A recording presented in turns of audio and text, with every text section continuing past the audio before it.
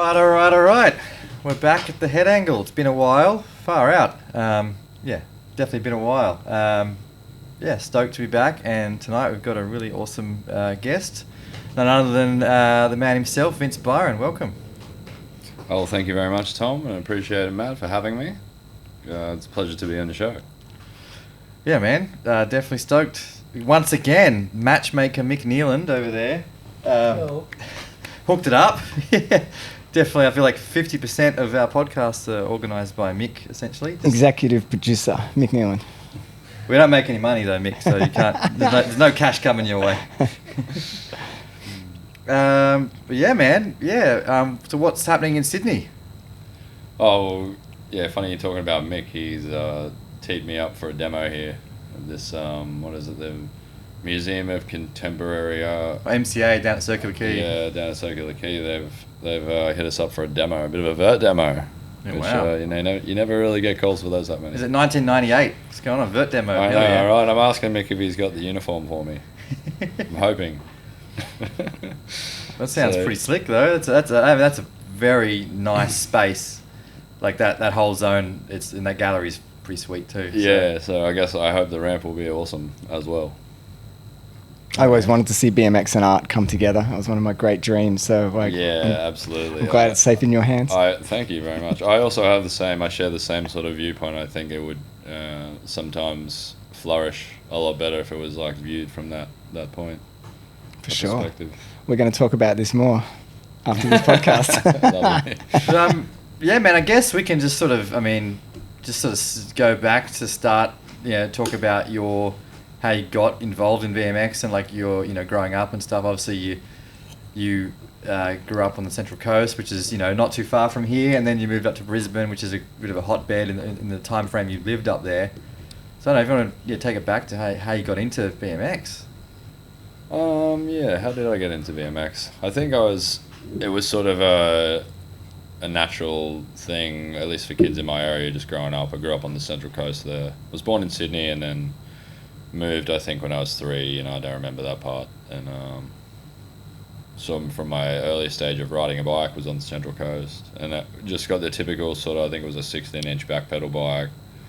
Well, I remember trying to do some random dirt jump that was, nearby the house and falling ass up on that and coming home with some scabs and blood everywhere.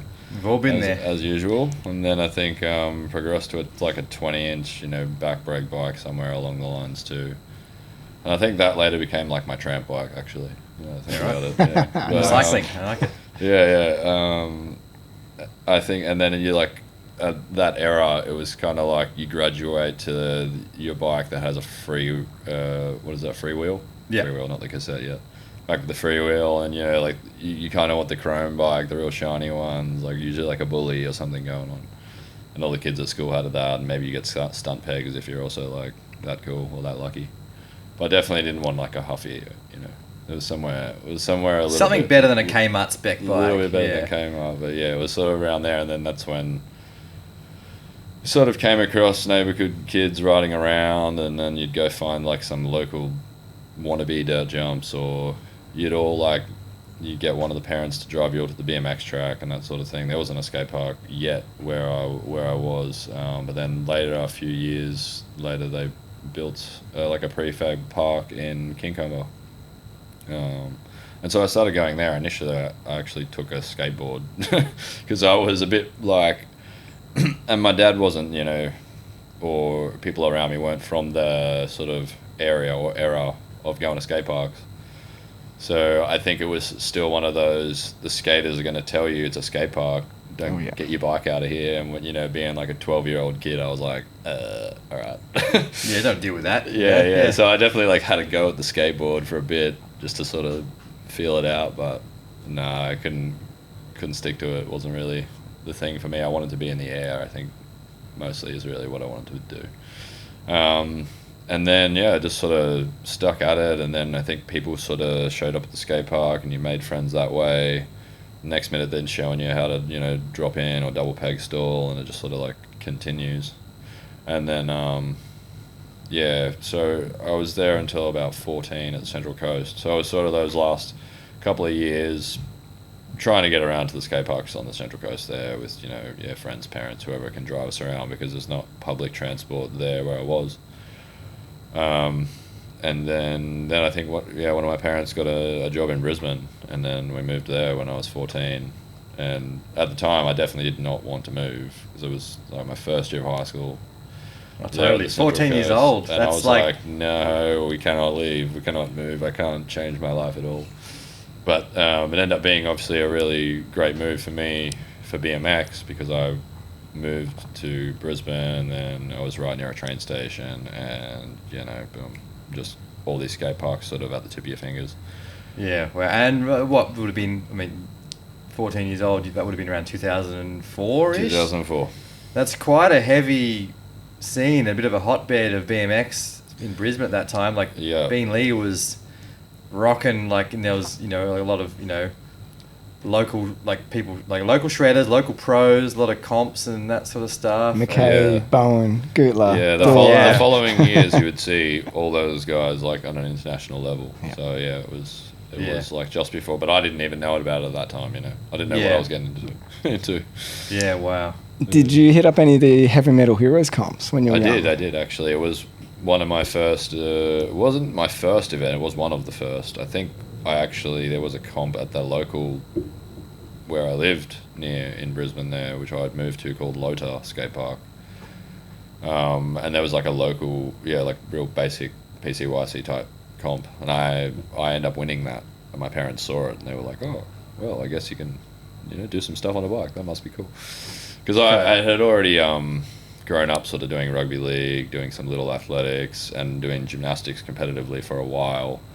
So I think when my parents found out that I wanted to commit into bike riding pretty heavily, they were kind of questioning where's this taking you? Well, I guess also at that time, parents sort of our age, BMX and skateboarding and all that sort of those sort of alternative sports weren't on their radar of being a legitimate sport activity pastime, because you see the big four, football, cricket, soccer, basketball, athletics or whatever. Yeah, and that's the things you see on telly that everyone's exposed to. But this, you're gonna ride your bike and do tricks, you're gonna spend your time doing that, similar sort of thing with my parents, So. Yeah. So I think that at least gave them a little, view into what I was sort of working on, or at least spending my time doing. And then I went into a Heavy Metal Heroes, I don't know, it was probably under 15s or whatever it was. But I didn't really do too well in that first particular one. I'd only really been in Queensland a little while, and I think I'd ridden Bean Lee just the day before, or just that day even. Did you ride mini at that only? Or street as well? No, the first one I went in, I just would have ridden park, I think. Yeah. I think I was at that one. I'm pretty sure I saw you ride. Yeah. And then the next time I think I went in the Heavy Metal Heroes I ended up winning the under 15s. And I'd actually I was working on tail whips, and I ended up landing tail whips that morning on the step up, the fly out there at Bean Lee at the concrete bowl. Oh, out of the concrete bowl. Yeah, the fly out, yes. I managed to get it good enough to where I put it over that hip as you jump out of the concrete mini into the rest of the park. Yeah. I was able to put it in my run there. So it was sort of all happened on the one day. Yep. It was a bit risky, brand new trick, but I somehow put it all together. And I was able to take out the under 15 on that day. So that was sort of a good, head start into where I wanted to go with it. And then I did some more Heavy Metal Heroes comps a lot, throughout the years. I think the next one I went the next level up, was it expert or whatever? Maybe I got a second. Do you remember anyone you were riding against, your age, any names? I know the guy where I got second in expert to I think it was Aaron Dodd. Oh, I remember. He was this guy from Brisbane who was amazing at whips. He was from the north side. Okay. And he was killer, man. He could just whip like nothing back in the day. When Gula was doing him, he was probably hot on the trail of that. Yeah. Wow. I don't know. I think he was pro there for a little bit, but I don't know if he really made it out. Yeah. Other than. You may not have been aware of who the ton of guns were at the time, but like, do you remember like some of the older crew? Oh like, yeah. Who was ripping? Like that era would have been like you had heaps of names. Yeah, like I'm trying to think who was there. There was the Ben Lee guys. Richo. So, like, Richo. Would have been shredding. Cooper. Yep. Buckard. Yes.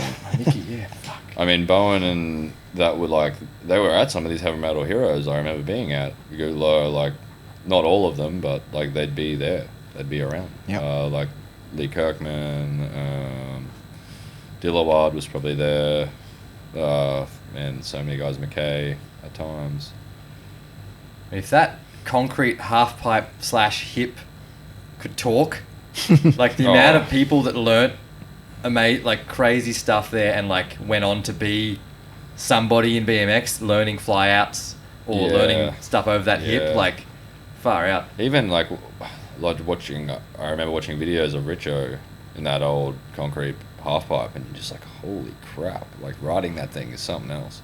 Yeah, man. When he burst onto the scene, he was so impressive. Yeah. Like, because I'm probably a couple of years older than him, not by much, but we went to a comp in Port Macquarie. There was an indoor park that was run by a church or something, and the whole Bean Lee crew, I think it was like Miller, Richo, maybe Brad Taylor.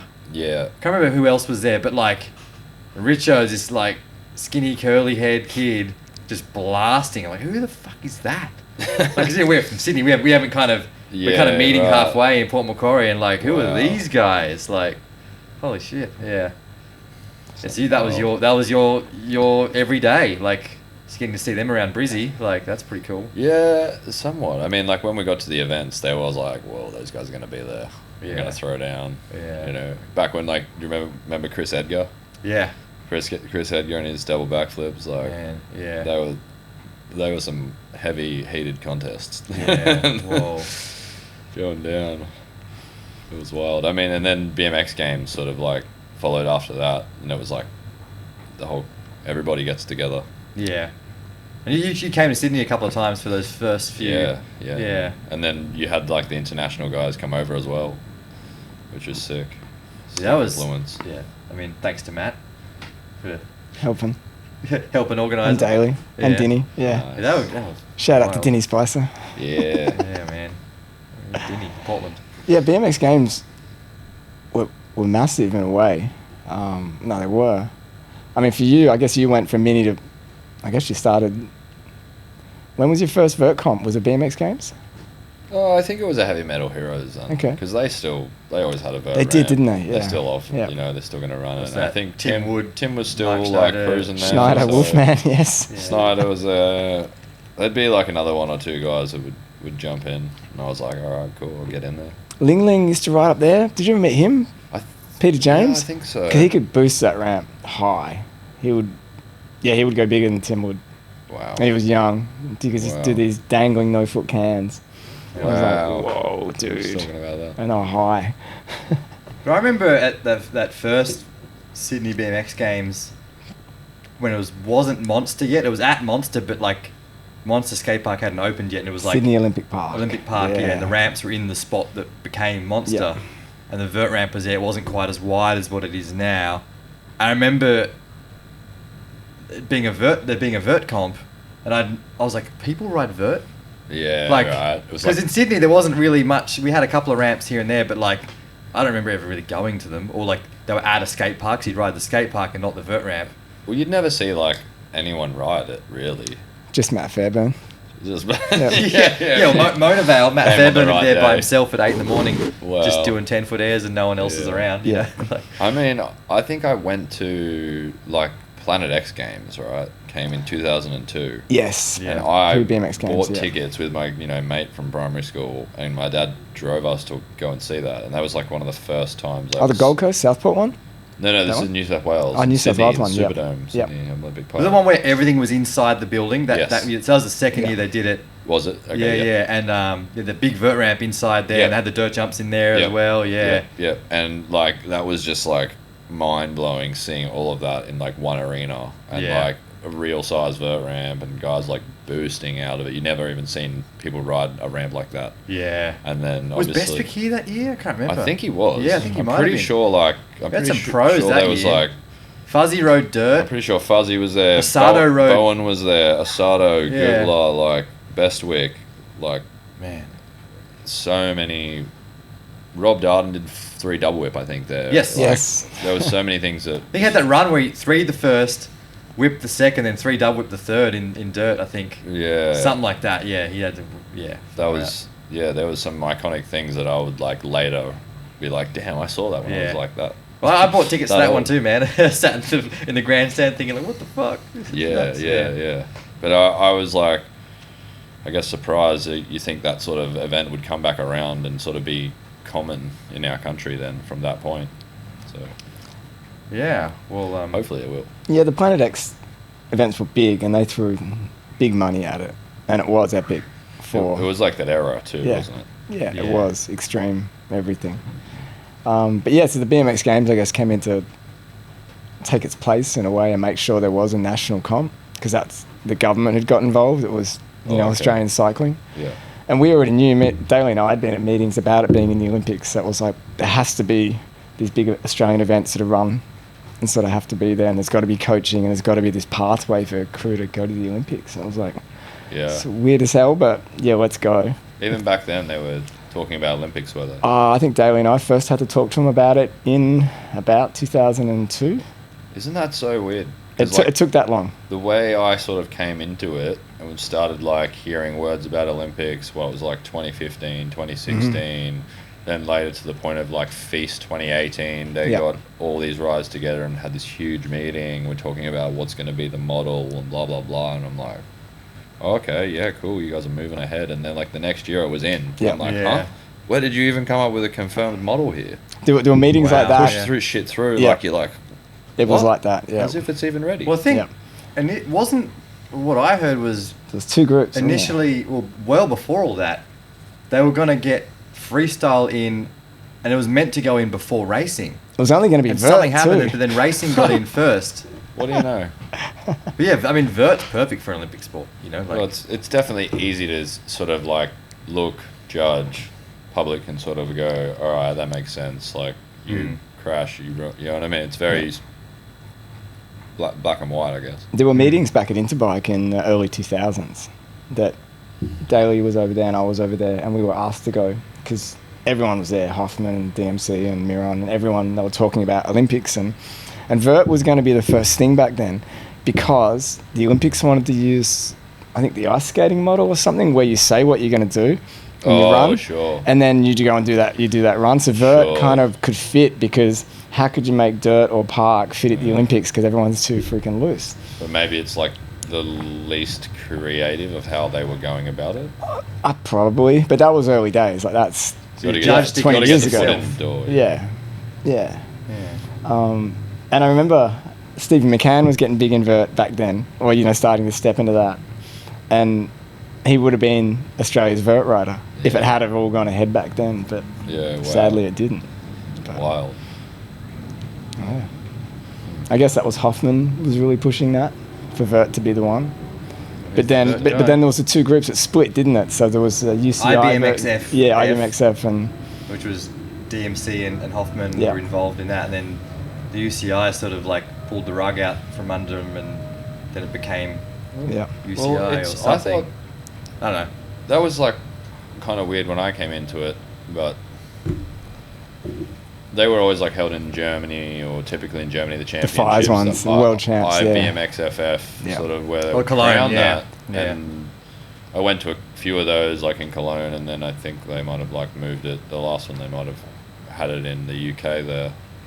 I wasn't really sure like what sort of jurisdiction or whatever that governing body sort of meant. No one knew. And then, the more you sort of delve into this and you're around all this industry, you start to find out what really means anything. And like, even though you get an invite to X Games, doesn't really mean anything to like these other people Yeah. or whatever. Mm. But the thing with the Olympics is they didn't have anything, so they had to start somewhere. And then the IBMXFF really was a good platform, but for whatever reason, maybe they didn't like them or whatever, they didn't get on with something. and then FIS just happened to be this other model that was working in Europe, but they weren't at the time like cutting edge above anyone else or standing out. They weren't even, you know, paying the highest in contests, so a lot of people probably wouldn't go to them. And they didn't even have the FIS themselves. You know, they had a great crowd, great vibe, like huge, especially in France and stuff. Well, atmosphere would have been crazy. Atmosphere parties, but it wasn't like their contest was like way above everyone else's or anything. Yeah, it was just the BMX games of Europe or Germany, or you know, because bigger scale with more. And I'm not people. sure like who was in sort of making that decision of like we're going to choose this model, but it sort of happened really quickly. It did. Yeah, just it really did. blitzed. Yeah. I guess bringing it back to, you know, you starting to travel to go to ride in comps outside of your local, like coming to Sydney for BMX games and stuff. You would have been like still pretty young, like 17, 18 maybe? Yeah. Something like that. Basically, I finished high school, and then that's when I was like, all right, I'll go overseas now. So, yeah. And is that a bit of a goal, like to get over to the States quite early? I think it developed. No, maybe not early, because I still was like, oh, I should finish high school or whatever, you know, sort of at least have something on the books if I need to come back and go to uni or whatever. So I did that, and then I think only on the, you know, years leading up to my end of high school did I figure out the sort of path I need to take.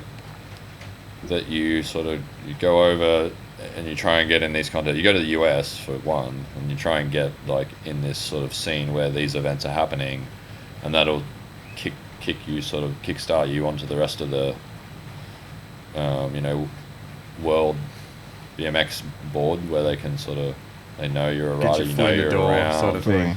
You get international invites and whatever. It was all informal, you know. But it was like, go on. once you, I guess, got in front of the right people, they knew your name, you knew, like, you know, they can help you get to a lot of places. Yeah. I mean, Gutler proved that. McKay proved it. I mean, Gutler was a perfect example. He went to a comp, blew everyone's mind, crashed, gets KO'd, knocked his teeth out, didn't he? And then, but everyone knew him, and I was like, holy crap, there's this young kid from Australia who's this level. I mean, I guess the pathway for Australians at that point had been proven by McKay and everyone subsequently. Was that just go there, try and get in one of these comps and go? Yeah. And mine, and like, I guess it kind of just fell the way it did. I didn't actually go over to the US anticipating that I was going to be this vert rider. I just like had ridden vert. I'd been overseas once there to China for like, I actually went with Tim Wood, first time ever overseas, to this Chinese contest where they had park and vert.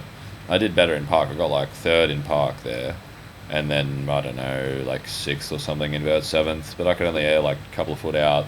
But I could do a double whip. Yeah, you know what I mean. That was my thing. Gnarly. And you had lip tricks, I remember, on vert. Yeah, that probably. no one could do, because you had mini tricks on lock. Yeah, and I was like, Vince is killing mini ramp skills on a vert ramp. I love it. it's good. So I was sort of like, you know, vert's a thing, a work in progress, but it's not my main thing. Park's like obviously where I'm doing better at. I go over there to the States, and at this stage you just can pre-register. You can open register for Dew Tour. So that was like a big contest that was going on. I had like 5 stops a year at that point, all a month between, and like each of them pays the same amount, which is a lot. It's really a lot. And they paid at like 20th place. Yeah. So yeah, wow. Yeah, like, exactly. A lot different than nowadays. So it's like the first 2 of these contests are open qualifiers, and then the last 3 like are invites, so you've got to have qualified onto. And I was going to basically the second open qualifier in Cleveland, in Ohio, and I wanted to go in park, and I, you know, wanted to go vert too, but I guess park was closed, so vert. How many park riders would there have been then? That was like the heaviest competition scene ever back then. Like is this 2004 or 5 or something? No, a little 6? bit up to, was it 08? Okay, wait, yeah. I think 08 was when I got to the States. Well, that's the most competitive park time ever, probably. Yeah. Think about the riders involved then. I later end up getting a park due to an invite, but it was only later after I'd sort of established myself already in other ways. But initially it was, I got it onto the basically open qualifier for vert, so I went and rode in Cleveland here and did like the same thing I've been doing, like a couple of foot out, whatever, and they basically gave me like 20th spot. Like I wasn't even like the last guy. I like qualified, but I like by the skin of my teeth. Yeah, 20th wow. spot, last qualifying spot. And at that point, I'm like, oh crap! Now I'm like got these 3 other contests that I'm guaranteed to be in. Yeah. And like I can get paid at 20th spot. Damn. So I'm like guaranteed money. You're in. Basically, and Yeah, that wow. was like crazy because even a bad pay there is still good. It's still like $500 or something US. It's Yeah, like wow. ridiculous. Like that they're still paying that. But hey, anyway, I'm like now I'm on this contest, and then it's sort of like the rest of the trip. Like the next part of the trip was going to Woodward for a few weeks, and then Hell yeah. next minute I'm like making friends Learn, with someone in learn. Greenville, Yeah. and now I'm going to stay in Greenville, and then just got to keep snowballing. Who were the top 3 riders in vert on that trip, on that tour? Who was like winning? Yeah, who I were the think top it would 2 or have 3? been the same. Would have been Bestwick, Caggy, McCann. Yep. Tabron would have been there somewhere Yep. as well. Yeah, those guys were battling it out there for a few more They're years. they're established vert legends. Yeah. So yeah, it was interesting. That kind of like led me there, and I'm like, oh well, I guess I'm riding vert. So I guess that's what I'm doing at Woodward too. So I go to Woodward, and next minute I'm like, oh, vert resi, sick. Start working on a bunch of tricks, and that was it was good and pretty straightforward for me for a little while, but the hardest thing was definitely gaining more altitude in my airs. That was like what took me time and experience of just riding the ramps. Yeah. At least you had like the most perfect ramps in the world to play on, like. Yeah, it was funny when I look back at it now. It was this crazy window that was sort of there for me. Yeah.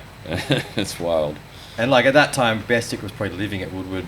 Was he by then? I don't know. Yeah. So you They just- were like him, Caggy, McCann, Being all around that. living at Woodward. Yeah. Wow.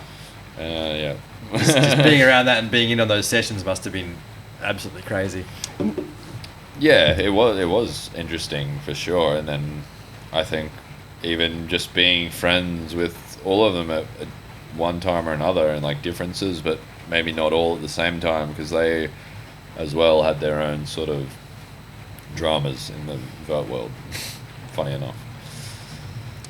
Do you think it's just head injuries from falling from 20 foot? Yeah, who's hit their head the most? Who wants to be wacky friends? cats on the vert ramp with their head injuries. I don't know. It's either that or like people are just getting in each other's heads other ways. It's such an intense and closed deal, isn't it?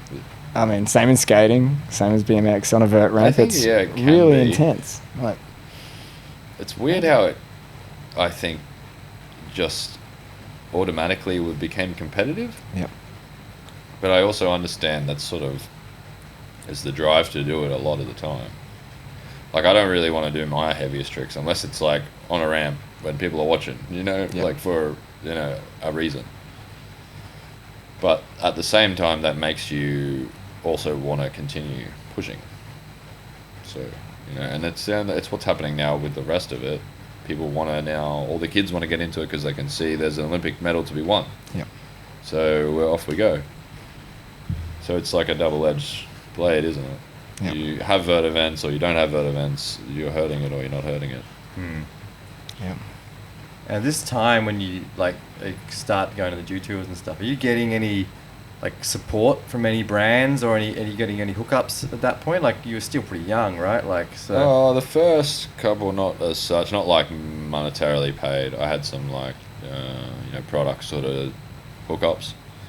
And then I was sort of coming into a bit of a bike sponsor situation, but I think that it didn't really concrete and set as like a solidified thing that would continue. Were you sort of just over there living off your savings or getting At a the little bit of help first to get to point, comps and stuff? well, at the first point I had come over with savings, but then as soon as I got onto Dew Tour, I was like, boom, here's some cash. Expenses You're paid going to and get everything. paid some more in the next contest. And then that was sort of really, really helpful at the time. And then also meeting people and then letting me stay with them and, that sort of thing. Yeah. Sort of, yeah, definitely assisted in that Yeah, process. cool. Yeah. And then I think it was more gradually meeting so if I had some Australian sponsors, then I'd go over there and try and meet the US people who would generally have, you know, more power or whatever, like more connections. More involved in the brand directly, sort of thing. Yeah, like at the first time I went there, I was riding for Mongoose Australia, and then I went there and hooked up with the Mongoose US guys. And this was when like McCann was still on Mongoose and Tabron and that sort of thing. Cam White as well? Cam White, I think, yeah. And I remember I could get a bunch of free gear, you know what I mean? Free shirts, whatever, stickers, all that. I remember the deal being like maybe slightly better. Like they were just happy to like send me a full complete bike if I needed a bike, a frame, or just send the whole bike, whatever, no worries. Yeah. Whereas in Australia, it was like a bit more contract, a bit stricter. Like, really? Yeah, you can have one complete bike in this year, or you know, that's all you get. Yeah. Whereas like Mongoose were like, whatever, dude, we'll send you whatever. Yeah, wow. But they're also paying these other riders like thousands of dollars a month. Yeah. I was trying to get involved there. I think it's wild that sort of, I feel like many of the Australians who sort of went somewhere with vert and did well in comps and kind of made a bit of a name for themselves rode for Mongoose. You had Fairburn. Yeah, Matt was on it.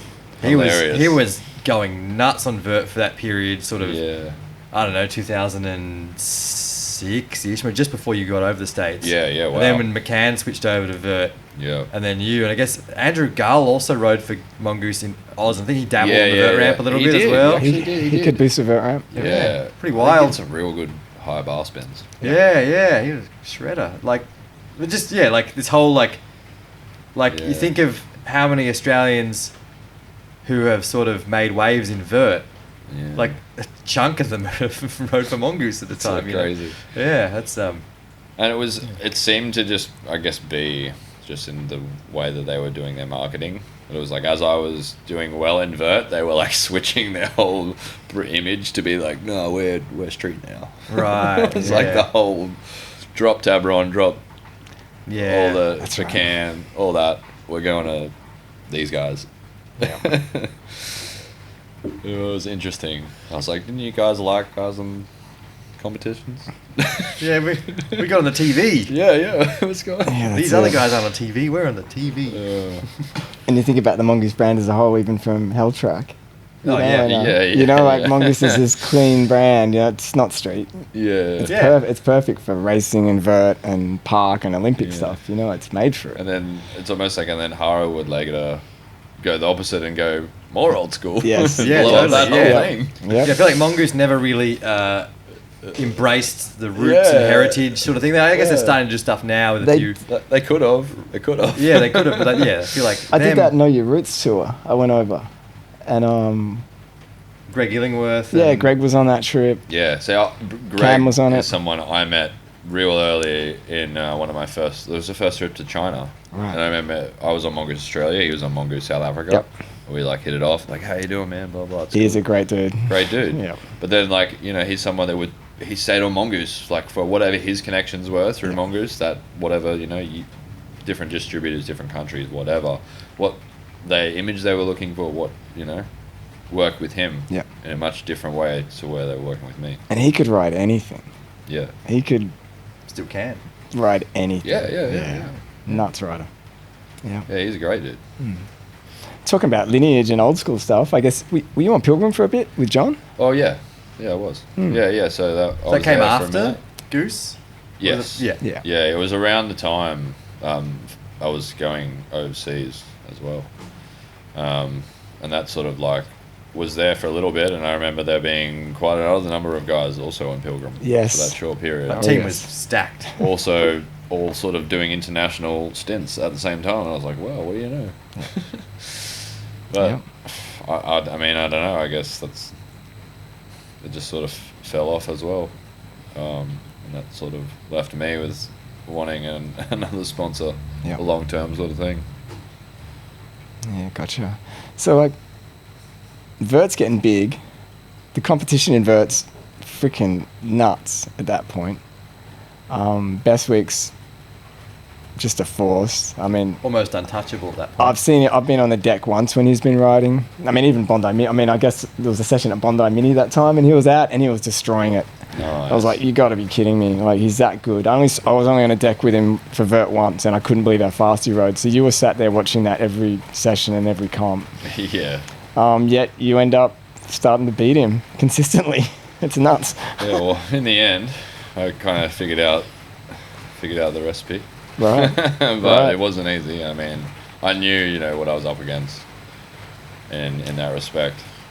But it was also, I think, cool to watch prior to that all the other guys in the competitiveness with Bestwick. I watched Kagi beat him, and I watched McCann beat him, respectively, in 2 different situations. Yep. I mean, I had, depending on what year we're talking about, my first year I ever beat Bestwick was 2011.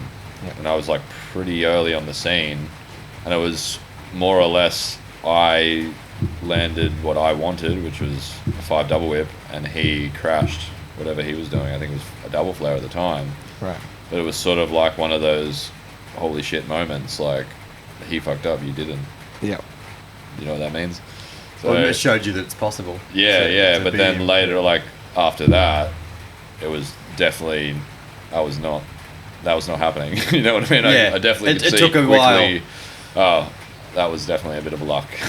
He seems Luck like for a me. solid competitor, like game face and just driven to win. And the thing is, I knew, because I became friends with like all the other guys as well, them giving me stories over the years of what they had come across with him. Yeah. So I kind of knew that I was like what I was in for in a way. Yep. Around what, like 2011, like when you start, doing better, and you are kind of starting to get results, and you beat Bestwick for the first time. You're still only like 21. 21, And like at that point, and even up until almost not that long ago, I feel like vert, with the exception of you, vert was kind of like a bit of an old boys kind of game. Like the podium was off. I think maybe McCoy or Tabron joked about in another podcast, like they're about to announce the vert podium. Could everyone over 40 go to the podium? And Kevin Robinson would be in right, there. yeah, Like something Kevin like that. KG. Yeah, K-Rob and it was, and I guess you were one of the first, because younger riders obviously were more or less interested in street or park Should I crack or this? foam pits. Yeah, go for it. Crack the VB, it's it for you. I think I have to. Your initials are on the bottle, man. PB. Do you still run that sticker on nice. your head shoe? I sure do. Excellent. I sure do. I'm actually looking to make sure they still have the same old style can, because I cut out an old can and I stuck it on Yeah, it. right. And they made That's a new awesome. can, and I don't know if the new can's Yeah, they've changed it up. It has changed So a bit. hopefully I can find an old can. I'll make graphics for you forever, don't worry. It's all good. Yeah. I did ask Mark Laird if he would be nice enough to weld me one, but I think Yeah, he's there busy. you go. Yeah. Right, I think that's might have been a bit more work for him. Well, you laser cut it out. Just get it laser cut Oh. and just, get him to weld it on, tack weld it Make it on. official. Oh, okay. Yeah. I'll do that. Or get it machined out of the head shoe. Yeah, there we go. Right. Are you riding his frames?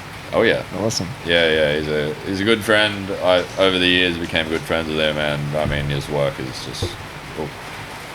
Yeah, it's beautiful Matches stuff. bar none. Yeah. It's amazing. Yeah. I got to see your bike yesterday, and that cool little kangaroo triangle cut out on the top of the seat stay there is a nice touch. It's pretty cool. Yeah. Thanks. I thought someone better do it sooner or later. Yeah, So I thought I'd be the guy. Yep. Nice. Yeah. But just going back to you kind of breaking into vert as a young gun, I guess at that time it was just a lot of the older guys, and then I guess who else? Like Coco Zarita started. Coco was there before doing- me for was he? sure. Go on. Still, like, I think Yeah. younger than those guys. I mean, but there was Coco, there was like Zach Warden. They were sort of like the younger guys coming up. And then I think me and like Mike L came in around, I don't know exactly where he was, around the same time.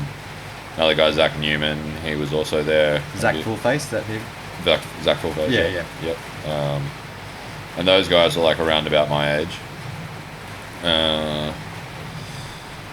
I mean, there was some other guys here and there. So one of my first real good friends that I made over there in Vert at Jutour there in Cleveland, his name was George, or Jorge Jovel.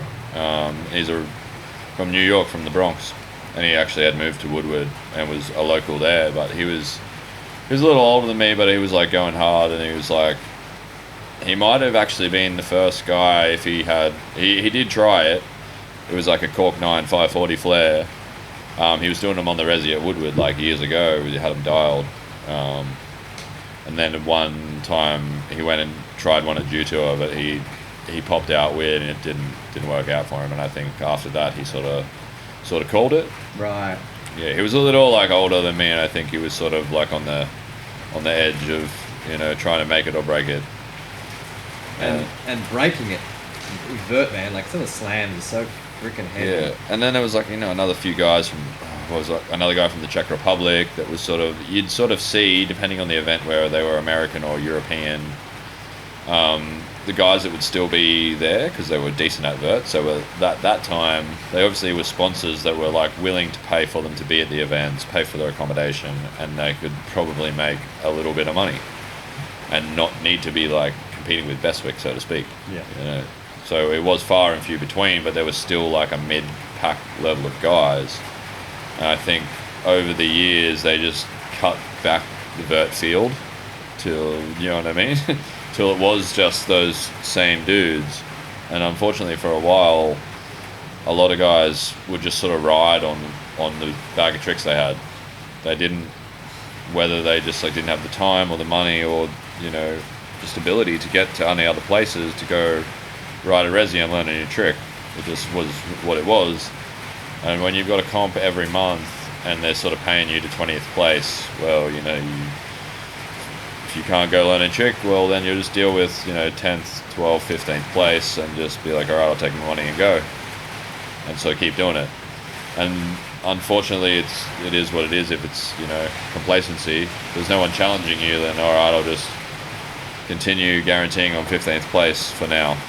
I'm getting paid for now. Yeah. So I could see that's where maybe it could have gone. TV wasn't digging that. Yeah. I mean, it wasn't something that bothered me because I wanted to ride the best I could anyway. Yeah.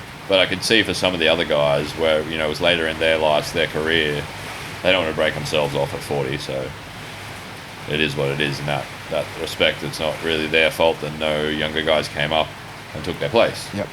And I think it was. There just wasn't as many people taking it up, but I don't think the format that they started to run the contests in for vert made it any easier or any more inviting for people who don't ride vert to take it up. And also they really cut down the amount of riders in each comp, right? Like in XGames, like what did it get down to? It was something really small. It was like, I think it was like 8. The last year I did it was like 8, and it was just a straight out final. Like went from having the qualifiers to semis to doing that all the way down to just 8-man final. That's all, 2 runs. That's it. 30 seconds. That's your whole X Wow, Games yeah. experience. And then that was just like, holy crap. 2 runs, 30 seconds, that's all you get. Like, make it or break it. 100 cameras trained on you. Yeah. No pressure, man. And then it was just like, oh, cool, now there's like only one event. You're like, oh man, what's going on? So stuff changed dramatically in like, the space of like 3 years sort of period, dropped off from several events down to a couple of events, down to one event a year. And you're like, right.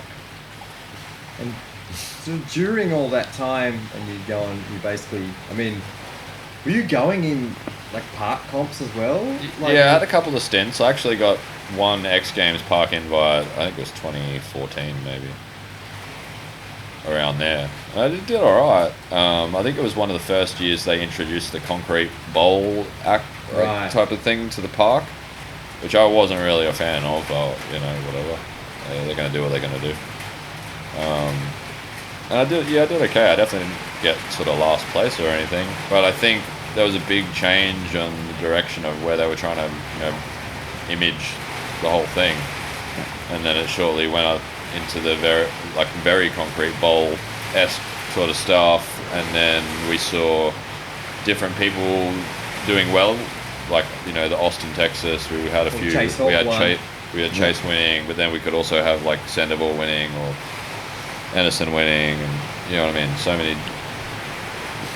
So much controversy I think came up around that time, and it went into a few of the Jutour ones around that time as well. Until like one year like the previous year I had got invited to park, and the next year I didn't, and I was sort of like questioned like one of the officials, and I was like, oh, what's going on? And they're like, oh, we didn't think you were as relevant, or you didn't put enough park stuff out like on the internet. And I was like, oh, okay, all right, thanks. Yeah, right. And then I think that was like the last year of Due to a Park anyway. Yeah. And then it was also the last year of Due to a Vert. Yeah. And then Due to a basically went back to fully only skateboarding. Yep. Yeah, true. Yeah. So there was like a lot of change around that, you know, time period. They also had the ASA triples contests which were going on, which also a bit of a favourite. They were a lot of fun. Who did you ride with in that? Oh, everyone? Almost everyone. Like Mad Dog. Back in the day, I watched Mad Dog do a Whilst I'm on the roof. awesome. Do a double front flip on the first jump of this triple setup, and it was like, I don't actually even know how you are doing that. Like, he somehow pulled back and got so much pop, it just didn't look human. Because like the first jump was sort of like a raised up platform, a little bit of a like longer first jump style, and then the second jump was more of a shorter, poppier one. And dude, he was front flipping like he just has this crazy floaty, poppy front flips, and he somehow like was doing them in practice or whatever for double front flips. Oh, all right, I'm gonna put this in my run now. It's like, what? Those comps, still Yeah. like fucking pretty gnarly. Like, I think they're like some of the most exciting ones because you're either going against someone hard or easy and you don't know, and you might get a good clean run through, like you get almost to the finals without having to deal with anyone hard, or maybe first run through you got to go against a heavy hitter and you're like, damn.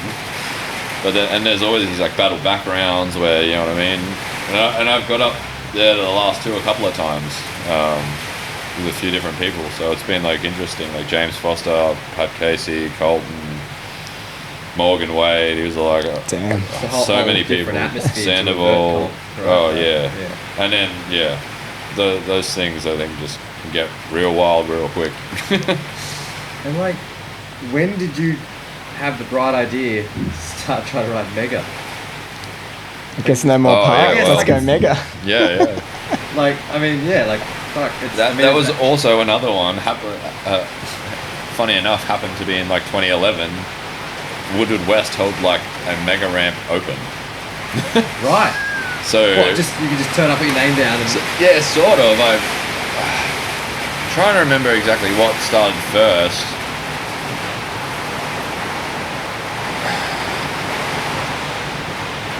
So I think there were these guys who owned Mega Ramp, the brand, which started with Danny Wade. Danny Wade jumped the Great Wall of China, and then from there they created like this Mega Ramp brand. Now at this point, like, you want to point out there's a difference between XGames, which is called Big Air, and Danny Wade's brand called Mega Ramp. Yeah, right. Okay. Which were working together, but later on things would get a bit weird between them, and this is where I think it sort of like end up branching off. But basically, Mega Ramp tried to own the rights to Mega Ramp, like the whole dimensions and the ramp and everything like that. And then, like, I think that's later on where things got a bit tricky with X Games, and then probably trying to maybe cut corners or whatever.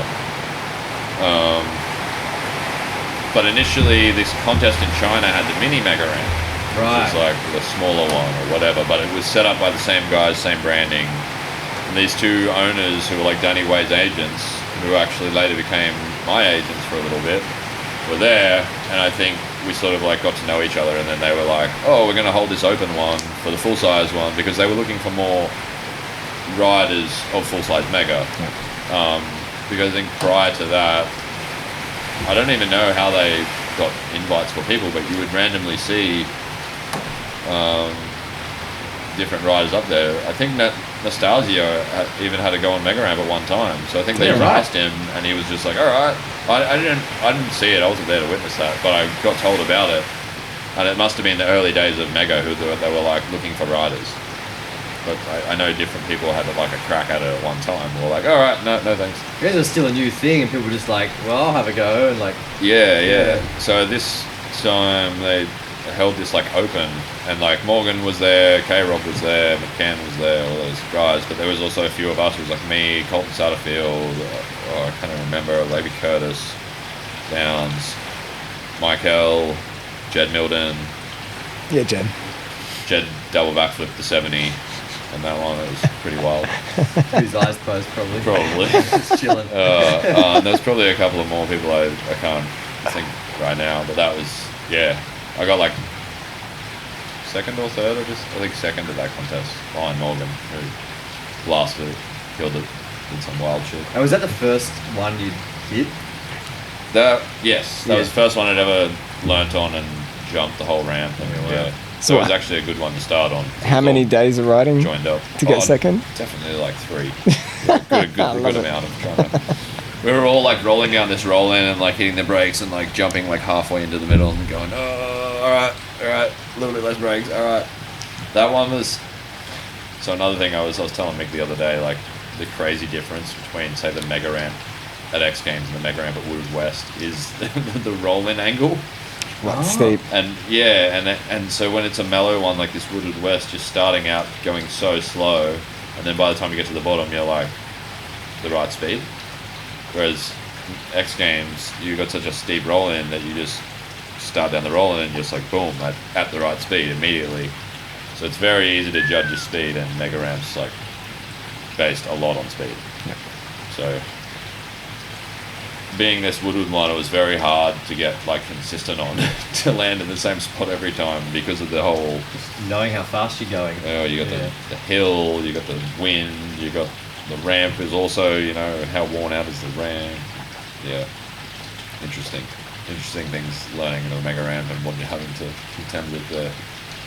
And not just the gap, like hitting that big quarter for the first time. Yeah. I mean, I guess you're not pulling out at any point, are you? No, not really. I mean, that's another thing in itself, because I think difference to airing like a vert ramp and that is when you pump a vert ramp, you kind of know how fast your pump is going to throw you into the quarter and how high you're about to go roughly. Like your body knows. Well, your previous wall Exactly. kind of give you know where you're at. Exactly. Yeah. So the mega ramp, you don't have that. You just have sort of the, you know, gauging the landing of your jump, and what you're about to hit is a 27-foot quarter pipe. Which, to put it in perspective for you, if you're on top of the landing and you pedal down the landing as fast as you can to hit the quarter pipe, you will max get 2 foot out of the ramp. Damn. Oh shit. But if you hit the jump, even the middle jump, you just hit the jump, and say you didn't hit the brakes, you're probably going to go 10 foot out of the quarter, like, without trying. So there's like this big difference of like trying to gauge how high you're about to go. You can't pump a tranny that radius, can you? You cannot. You can sort of like, you know, you can to the point where you know, pull out or don't pull out. But other than that, no, you're just sort of hanging on and waiting to see how high you're about to get shot out. So like that's like a whole other thing of excitement, I think. And then, you know, you're hoping the ramp's indoors, because otherwise you've got to deal with other, you know, winds. So that's like the craziest thing on mega outdoors, is dealing with the weather. I can't imagine a slight crosswind, 27-foot quarter pipe. Yeah. Holy shit. Yeah, it's not something you really want to mess with. But yeah, once they had it indoors, it was like, the level I feel like of riding went up immensely. You just, you know, took out that level of guesswork and just concentrate purely on trying to get the ramp well. I remember like one of the first years they had it indoors at X Games. I don't know if it was LA or where it was, but just seeing like how nuts it looked inside that building, and like, you know, obviously the crowd and this mega roll in, which from the view of the camera looked to be only like a foot wide, and I'm sure it was like it just looked like, perspective wise, it was be the biggest head fuck. Don't get me wrong, it's like, it looks skinny when you're up there. It doesn't matter, it still looks skinny. It's not skinny, but it does look skinny. Like, I remember, like, hearing another podcast or something, I can't remember. Someone talking about, like, the first time Hoffman ever hit one, he was like, well, I want to hit it no brakes. Yeah. Or something nuts like that, like, just as just another little challenge of just... Yeah, man, I don't know why I don't think that's a good idea. Talking about wacky things to ride, you rode Red Bull dirt pipe in Australia. I did. And you hit the vert sections I did. better Not than many anyone. folk were. Better than anyone. Well, thanks. Yeah. I definitely thought that was very tricky, that sort of thing. And if I look back on it now, I'd probably choose different tyres. Yeah. I was definitely riding Primo Comets. At 120 psi, yeah? Yeah, probably But, just a wet clay. Kind of not the Yeah. best. And but, that you know, first whatever. year, I rode it as well, was like, they hadn't, like, all the kind of hips in and out and stuff weren't as kind of built up as they got in later years.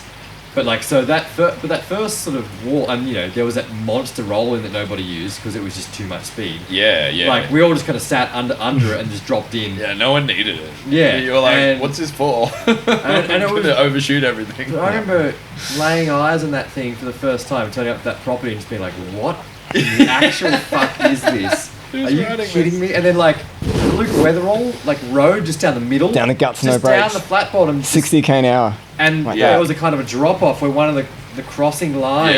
Yeah. And he just went over the bars. He got ambulanced out of there. Like, He took a mad tumble. like, it just shows. And the how local fast- bike shop sold out of side pull caliper brakes because everyone Yeah, was trying to strap crappy, brakes onto their Everyone had bikes no because brakes everyone and was they needed brakeless. brakes. Yeah. Oh, I mean, Lee yeah. Kirkman had some like crappy brakes, like almost sticky taped to his bike because like Just like everyone a had 16-inch girl's bike or something, just bolted on. But that was also the era just before every frame had removable brake mounts. So Yeah. people were hacksawing or angle grinding their brake mounts off.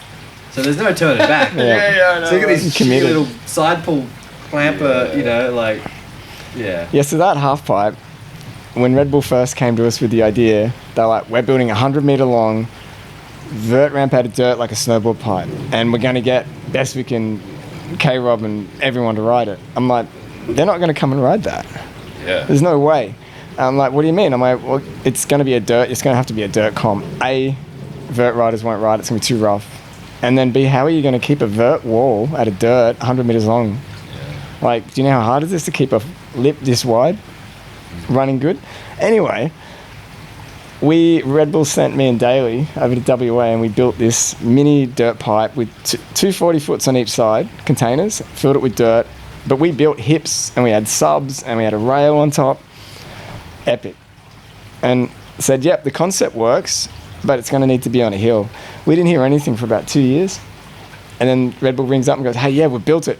Got to come down. It's 100 meters long. It's vert the whole way. Come to Mount Beauty. We've already made it. I'm like, you're kidding me. What? And like, come down, check it out. I'm like, yeah, that's not really going to work for a comp. We're going to need to add a bit to it. It's like the gnarliest excavation in the side of a hill. Yeah, but you proved the concept did work and you hit that vert wall so damn good. Thank you. It was I nuts. remember it was just like, what is this? Like, it's already like on a lean. Yeah. There's no like definitive edge. Yep. And like, you may hit a rock at the top, you may hit a gap at the top. You just have to guess, and maybe just take off before the edge and just hope. Yep. Like, it was like mean, the to me- craziest air. I don't know, I might have tried to flare it at one point, I don't know. I mean, to me, it kind of felt like if you, I don't know if you've ridden 5 Docks Old Bowl, if you drop in at full speed on the skinny roll in and hit the first wall airing left to right, that's what that wall to me kind of felt like at that. And I hit that Kind of like that. wavy, yeah. Yeah. Not that smooth. I mean, it was better than it could have been, you know, like they did a pretty good job building it. But like that, like to me, it kind of had a familiar, like, you know, it's a bit kinked and kooky, but like it kind of felt like that 5 Dock, you know, obviously no coping, it's made of dirt, but Yeah. like it just it didn't feel awful, and like I had a lot of fun riding it. I didn't do anything in the comp, you know, but like it was a crazy weekend. It was like, and yeah, I think you were one of the people that actually was able to make some maneuvers happen, you know. I was definitely like looking at that to be like, that's where I'm going to put my piece, you know, to leave at the comp. It's going to be on one of these walls. It's not going to be on one of these dirt hips.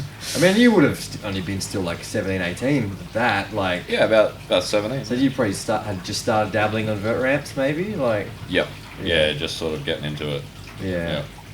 I also remember that the morning after getting like the Red Bull people had like a little shuttle bus to drive us back to Albury Airport, and they turned up to the house I was staying in and picked me up, and you were in the van, and it was just you and me going back to the airport, and we were both pretty hungover, but you looked pretty worse for wear.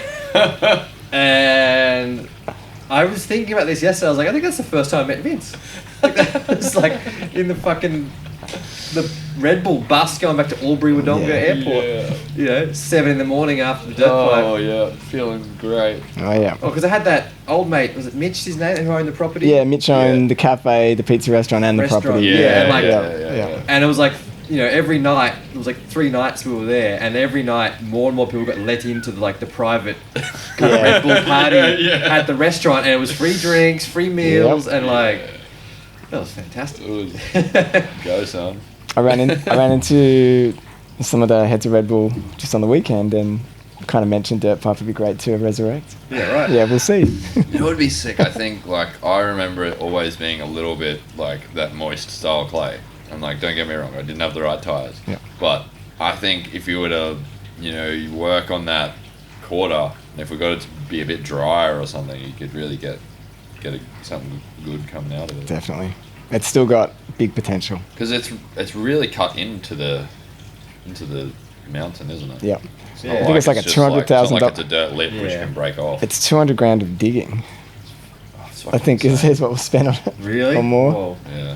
I mean, yeah, and I feel like the years that followed, like, they kind of refined it a bit more, but it Yeah. got more focused on the hips in and out and that sort of Right. stuff, rather than the actual Well, vert airing, like, of a quarter pipe. It was more jumping hips. I saw more mountain bike stuff on it after Yep. that, and I guess they're not really worried about the quarter. As It much. makes sense. True. I mean, why not just make a dirt mega and have a 27-foot dirt quarter? 27 At the end. dirt quarter, that's so gnarly. And slapping that thing in. It's like digging a half out of a quarry, mate. You're just gonna start down in the bottom of a quarry. That's it. But that was Wow. quite experience. I did mention Moore Park, you know, the steps. I reckon we should run it down there. Oh, Because, you know, down, flat, down, Yeah, flat. yeah, Because yeah. then you'd have these escalator kind of sick. Jesus. Perfect. With Sydney in the background. It's, Oh, yeah. if you're listening, Red Bull, Red Bull let's pay go. for it. Let's go. Yeah. There we go. There we go. Where are we Yeah. at? Is that a good segue into my Snow pipe? yeah? Yeah, I Well, so you heard- talked about the dirt pipe. I was Yeah. like, oh yeah, actually, it reminded me of the snow thing that I did. And you weren't Matt Barron during it with skis on a BMX, were you? No, I made, well, I got, with the help of the bike shop sponsor I had at the time, 50/50 Bikes in Utah, Eddie? Is he- Eddie. Yeah. Eddie made me these, like, spike tires that we made out of, like, real short wood screws, like 1/4-inch wood screws. Yeah. And we put them through, I think we used some Reuben tires. Reuben. Awesome. And you run like a liner inside of that as well, so the tube didn't Yes. get ripped so on the I cut a screw heads? tube laterally. I mean, Yeah. And ran that half tube inside. pressed against the inside. I used to do that to stop getting punctures as a kid. Yeah, but that was enough to stop the screw heads Yeah, wow. ruining it. Perfect. And I never popped any tires. insane. I only got to sort of do it one go, like, on the actual half pipe. Like, I took the bike to the snow and a few other earlier things, just trying to, like, muck around with it.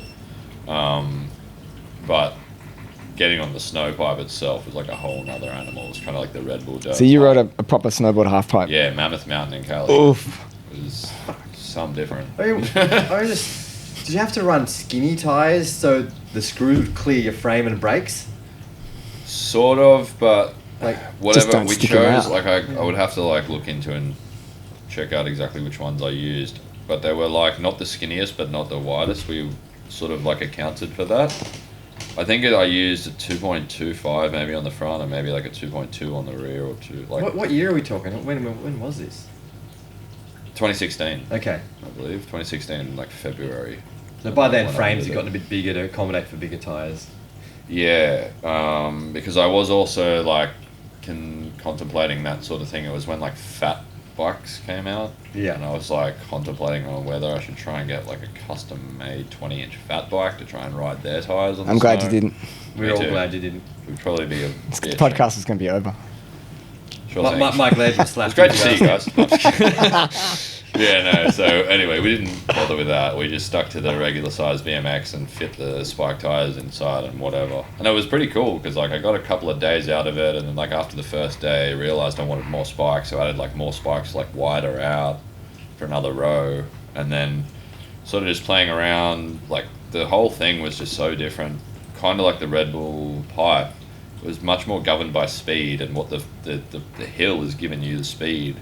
Like you don't have to try and go fast. You actually need to try and either slow down or at least control your rhythm. Right. Otherwise, you just get out of control and just like it's so like you would just slide down the hill. You literally would just slide all the way to the bottom. Just do a loop. Because a half pipe's fully groomed, isn't it? It's hard ice. Yeah, pretty it's much. hard ice. Yeah. Wow. And so there's like a couple of like I mean we can probably talk about it for quite a while. There's as well as like it being ice, the difference is it's like it's downhill. It's a steep downhill. The curve is not a typical curve. It's like an elliptical curve. It's a different curve to a normal transition. Because the snowboard's this long. Which kind of makes it go a little bit like wedge type lip at the top, and then that top is also it's not a vert lip, like compared to like vert as in we're used to riding on a park.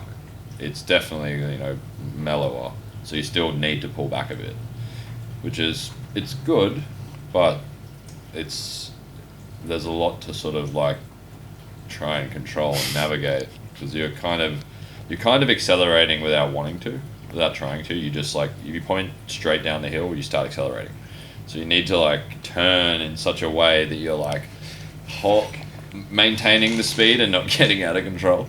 Yeah. Because your brakes aren't going to work with a touch of snow on them. Oh, not too much. I mean, you can pull them and like even the spikes can lock up a bit, but you don't really stop. Yeah. It sounds so sketchy, man. Yeah, I can't say I've like refined it, put it that way. However, I definitely think there's potential to work on. Okay. Even if you do need to change, like make the tyres a little wider or something. What about 22-inch wheels? Is that touch bigger? I think it could work. I mean, I think maybe a hardtail could work. I don't know. I haven't really had the means to be trying to like ride a hardtail set up well to ride on transition. Like you might have to adjust the forks especially. Yeah. I just would love to see BMX doing something like that. I was like, why not? Yeah. Why not? And I also didn't really want to see it on skis. Yeah. I think the wheels are just like it needs to stay wheels. Yep. And you saw them do that with their motorbikes in like that. Yes. It happened like in a year or two. Yep. And all the freestyle moto guys are like, cool, we ride Winter X now. That's it. That's it. And I'm like, all right, let's go on. Is there clips of this I can check out? I'm going to track him down. I'm not sure if I'll track him down, don't worry. Yeah, I can't remember if I got it on the public YouTube or not. I had it on my website at one point, but yeah. We'll get it up. We'll get it back to you. All right, so I guess back to X Games. I started looking into it. You won a few medals there. Have you won the most of any Australian at X Games? I don't think the most, but I'm up there. I think I got 14 total. I think. Damn. I'm not sure. The same as Logan, maybe. I'm not sure. I think Jared McNeil might have a good amount too. He might be like just above me, or don't quote me. Maybe even Rob Adelberg. I'm not even sure at this moment who has the most. Gotcha. Definitely not many folk have won 3 gold in a row. Yeah, definitely gonna be stoked about that. Yeah. And that was that 2017, 18, 19, was it? Yep.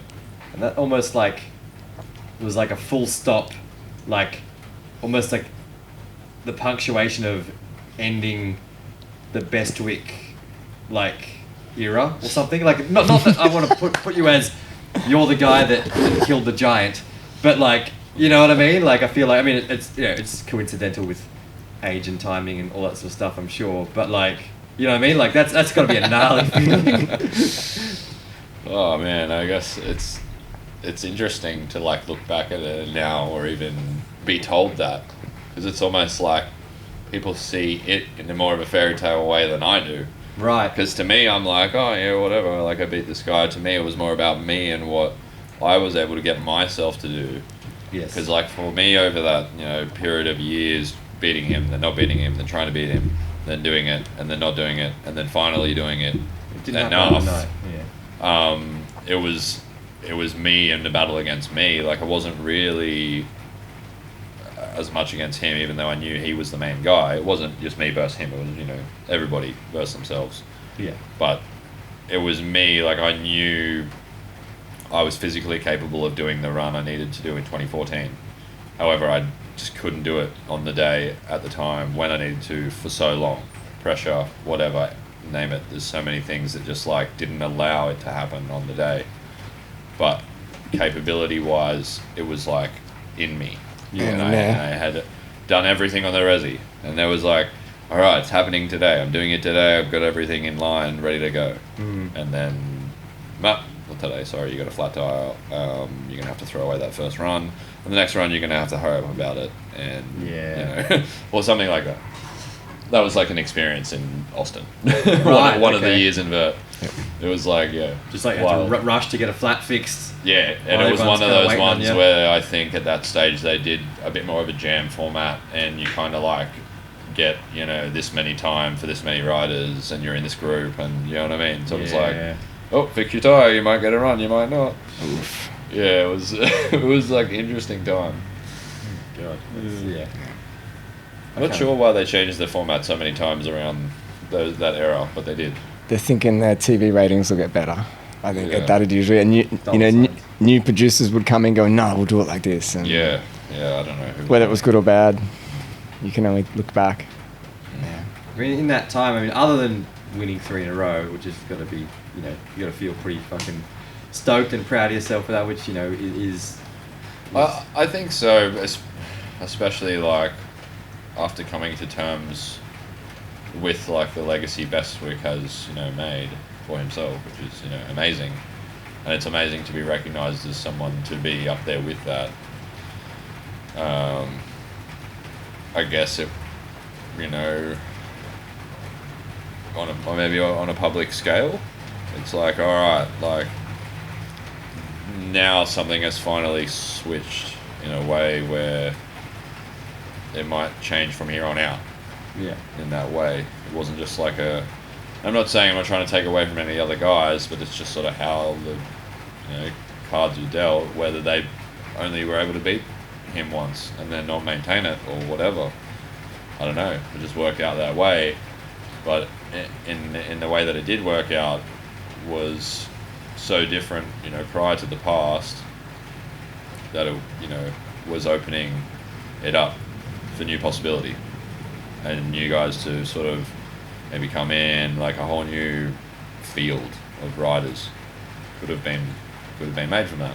Yeah. But COVID, the whole world kind of fell out a bit there. Right? I guess to get to the point of winning 3 gold in a row, like you got pretty damn consistent with some pretty gnarly tricks and some a bunch of NBDs, and like I don't know, man, that's fucking amazing. Like some of the stuff, like I feel like every clip I watched of you in the last couple of days leading up to this, like how many of those like 540 flares that you just did, like at crunch time, and like the gnarly thing is like coming around, that last part coming around, the front end coming so close to the coping on that angle. Like there was that one you slammed on that was pretty horrific looking. But like, I don't know, to be able to just kind of just fire those off in those moments, like, is insane. Like, like, to be honest, I knew the level of, I don't know, practice and dialedness you kind of need to be on, or I needed to be on vert more so than I would on other ramps. I'm doing the 5 flare to like the white line on the resi, a number of times before I'm satisfied with it's where it's at. So, but I'm also not doing the 5 flare on the vert ramp every session. I'm leaving it to the contest because it's still a big risk. Bit of a dice roll. Yeah, you've still got to weigh up those, like, what I mean, even though I could do them on I could get them to the point where I could do them every session on the ramp, you've also got to see is like, what is the need? Because one mess up on that sort of thing can definitely put you out for a few months. Yeah. So just like, you know, Bestwick and all those guys, if you've got the ability to be able to do all your hard tricks on a resi every day, then, you know, longevity wise, it's going to be a lot more helpful.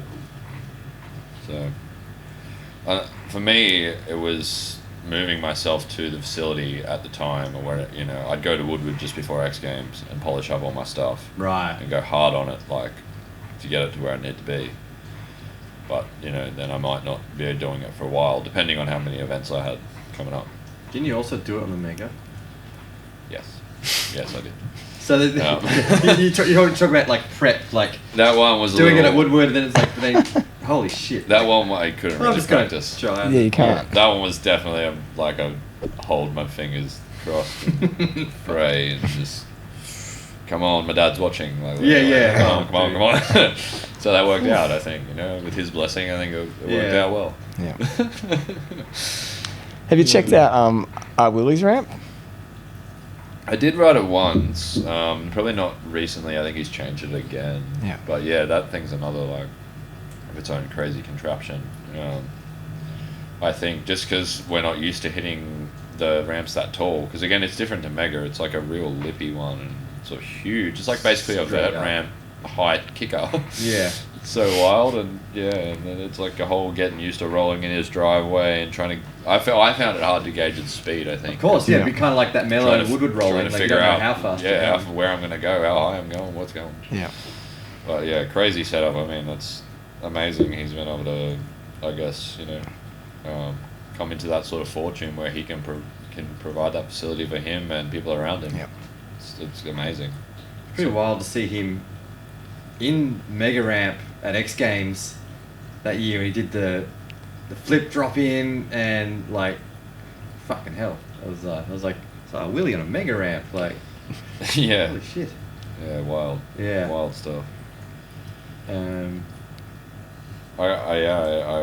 do hope it comes back, and we get to sort of play around again. I think it really was at a point where we were starting to develop like a group of guys, you know, who are well known, just as there were in other, you know, dirt, street, park, vert.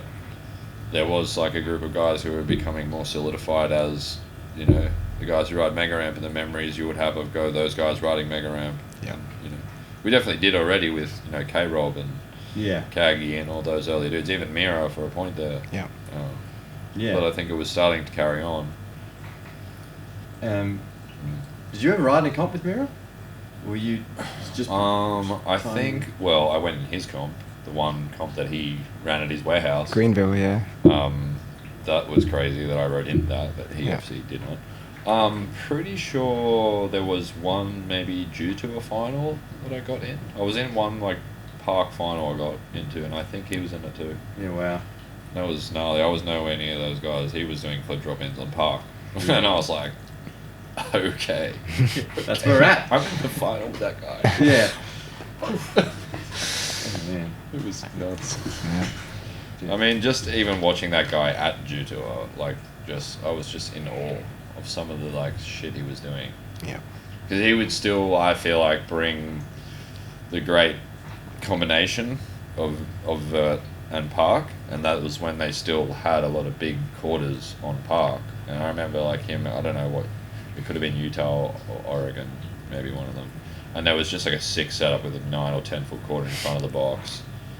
And just, I remember doing like a huge 540 straight into like a cork 7. I was just like, dude, you're amazing.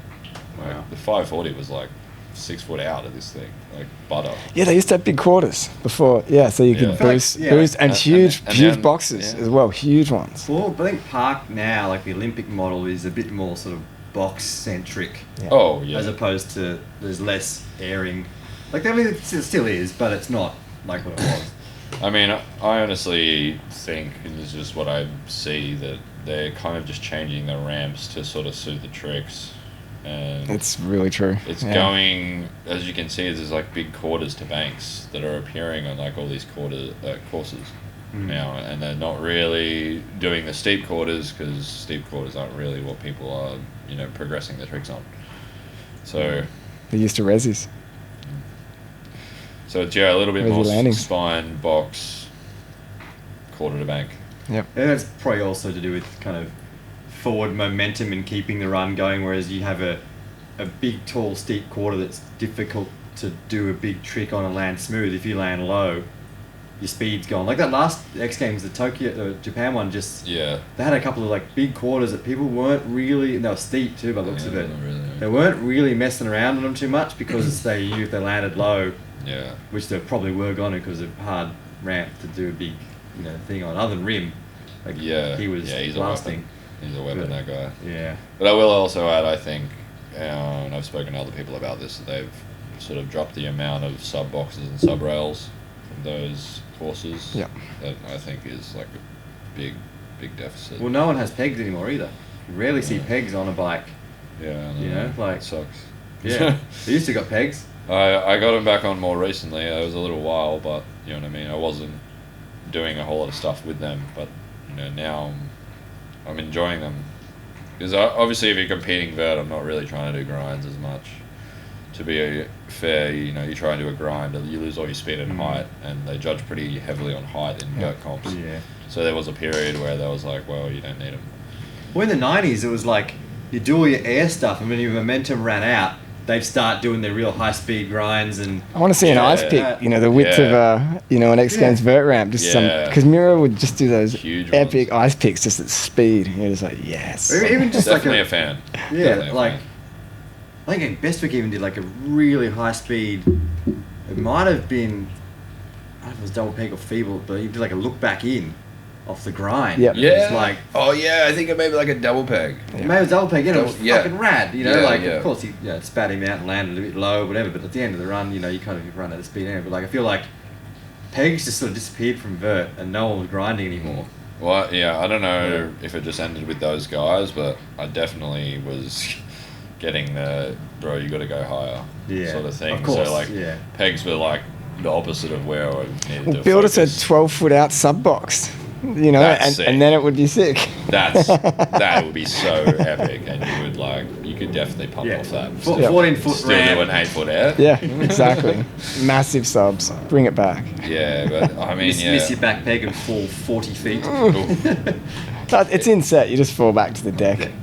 If it's something this wide, just fall in. I Yeah. used to love this big subs or sub rail setups. Yeah. I think even like whether it was me or just watching some of the guys destroy those setups was wow, so much crazy shit went Like down. mirror on a basketball ring. Yeah, That stuff is epic. Drew Bazanzan, oh my god, he would Oh, yes. destroy those sorts of things. Yeah. Yeah. Even the early BMX games had them, and we had some guys throw down on them. Ivan was one of them. We got some action on him back in Yes. the day. Yep. Well, that first Sydney one with the indoor, like, had that rad, like, hitching post. Yep. Yeah, and that thing was just like so intimidating. It was especially big. for someone like me. I was Seaton like, what? tail whipped over it, It's so crazy. like, which is nuts. And then, Luke Fink doing his, like, 270 over ice, like, all that sort of stuff is so cool. Like, even Harrington, I remember just being big, lofty bar over us. yeah. Yeah. Case hang up on that thing. Just hang back wheel on the way down, like. How have you survived injury-wise through all those years of competing at X Games? Oh, look, I And, think I've done all right. I've done relatively all right, at least compared to some of the guys I speak to. Yeah. I've done okay. I've had a few concussions. I've had more like joint sort of stuff, as in like both sort of AC joints in my shoulders have done at one time or another, but not major enough to need surgery. Awesome. Or like wrist, ankles. Been pretty good on the knees. Touch wood, haven't really done anything there. Not saying that concussions are great, because they're definitely not. But they were sort of earlier in an earlier few years. I haven't done them for quite a while, so I think I was sort of figuring out where my limits and taking risks there, honing in on that. Yeah. But as far as long term, I think pretty good. I've like locked up my SI joint in my back before. Well, that doesn't really mean much. It's like where your hips join your back. Right. And it was more from like landing low or like, pumping Just G'ing along. out. Yeah, G'ing out sort of can have. I notice as I sort of like get older or, you go more intense, say with vert, you start to you know, really notice what positions your body gets into when you're riding, and you're putting a lot of strain and effort through, and what muscles and joints that is impeding on. Have you worked with physios or trainers to get to that level? I guess like I'm pretty scientifically based around that myself. Yep. Like I'm my own sort of experiment. Yeah, cool. I do that. Like I do adult gymnastics. After I did gymnastics younger, I went back to it because I had already sort of played around with going through weights, having some PT mates as trainers, doing some powerlifting, learning bits and pieces, and sort of coming back around to gymnastics as being what I find is conditioning me best for what I am doing. Yeah. Which is also what sort of I built some of my coaching methodology off was gymnastics, and then sort of incorporating the bike into a lot of the small sort of strength-based movements to condition your body to have that sort of speed, accuracy, and power when you need it in all different, angles and balance points and whatever. So it's more just fine-tuning, and then as well, flexibility is a major part of it. And as you get older, just need to know that I've got to stretch a lot more to maintain where I am. And even just so like riding, just over the last couple of days, like Mick and stuff would notice, had like a tight area in my neck and my back from, just over the years doing the same movement and just like pumping as hard as you can and straining that same way. Like your body is you're not wearing it out evenly. Yep. You're not working it out evenly all the time. So there's like things that can happen over that period. You just got to ride oppo everything. You just got to ride it off. Undo the injury by riding oppo. If I air oppo more, you usually even it out. Yeah, exactly. Yeah. Kids learn to ride oppo from day one. There you go. Yeah. So it's like, I think it's a learning curve at the same time, and it's only going to basically be passed on to the younger generations because they're now looking into that stuff. But back when we were there, no one was looking into that. No. It wasn't an issue. It wasn't like a what for. I mean, the gymnastics thing totally makes, especially for like air and like flip sort of twisting sort of tricks. Like you think about it, I never even thought about it. Spatial awareness. To be honest, It makes so much sense. I think what I owe it mostly is my spatial awareness and the crashing. Like the ability to tumble out of something and not just sort of splat, which is probably why I was able to save a lot of, like, I didn't put my hand out and just break my arm or my elbow. Totally. I'd naturally just like revert into some sort of roll, which doesn't always work, but it helps a lot. Takes away the impact. I got told the best trick I could ever learn when I was a kid was to crash well and minimize damage. There we go. Yep. Look, you're still here talking about it. Yeah. Well, I guess also recently with the Olympic stuff, like weren't they, like the Chinese program taking gymnastics kids and teaching them how to ride bikes? I think I did hear that. That sort of stuff, and then in the women's freestyle comp, like Chinese riders were ripping, like and who was coaching them? Darden? Is it Durs or Darden? Maybe it was. Darden did previously, but I don't know if Yeah. it was the Olympic team per se. He did coach a team. And then Durs did the race. 5 years ago there was no riders. Yeah. But I guess to be honest, I could foresee this would only be a matter of time until the powers that be, like especially when the Olympics gets involved, put all that together. Yeah. And realize, hey, this is how we accelerate this. Yeah. Oh, look, the irony behind that, and it's spot on that you grew up doing gymnastics and you've used it to get where you've got. The initial push for the Olympics was from the Woodward crew, and they were a gymnastics camp, and they knew that they could, and that's why I think part of what I was told out there was they wanted to get BMX and action sports and skate because they knew it could be in the Olympics because it was so similar to gymnastics, even though it's worlds apart. But what's his name? Who started Woodward? Gary Ream. Yeah, he was behind the initial meetings with Hoffman and everyone in Vegas about pushing it to an Olympic level in those early 2000s. Yeah, and that's ironic, isn't it, that it's a gymnastics headspace was the impetus to push for it. Yeah. Yeah. But yeah, it's crazy that that's like there in that conversation, but I guess doesn't come across in any other sort of realms. You know what I mean? But the whole idea of Woodward being this training place. Oh, it's to accelerate learning. Perfect. Yeah. So I did exactly what you were saying, and I wasn't really like trying to influence anyone, and I don't think it will be some time before that actually really happens. But because I was already a gymnast, Yep. I wanted to go and do some gymnastics. But like the BMX and skate parks have nothing to do with the gymnasts and cheerleading at Woodward. So I went over there on my own, said, "G'day, what's up? Like, hey, can I like do this and that, whatever, muck around, join in one of your things?" So next minute I'm joining into like the men's strength class. Awesome. Just to do some extra training. Yeah. While in between my BMX training for X Games. Yep. So then I'm doing a bit of both, and I'm like, in my eyes, I'm like, this is all I need. This is perfect. Yeah. Like I'm gonna get myself right where I need to be. Yeah. I mean, I saw something similar here in Sydney. There was a Homebush comp. Man, it's got to be 91 or 2, I guess, because I would have just finished school and I came up, caught the train up. Do you remember a comp out at Homebush?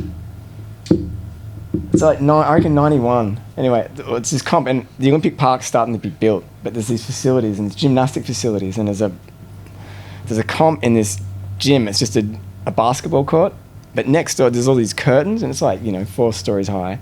And in the next room, like, so there's random quarter pipes in this room, and I think this weird ledge thing, and some tiny little wedge ramps.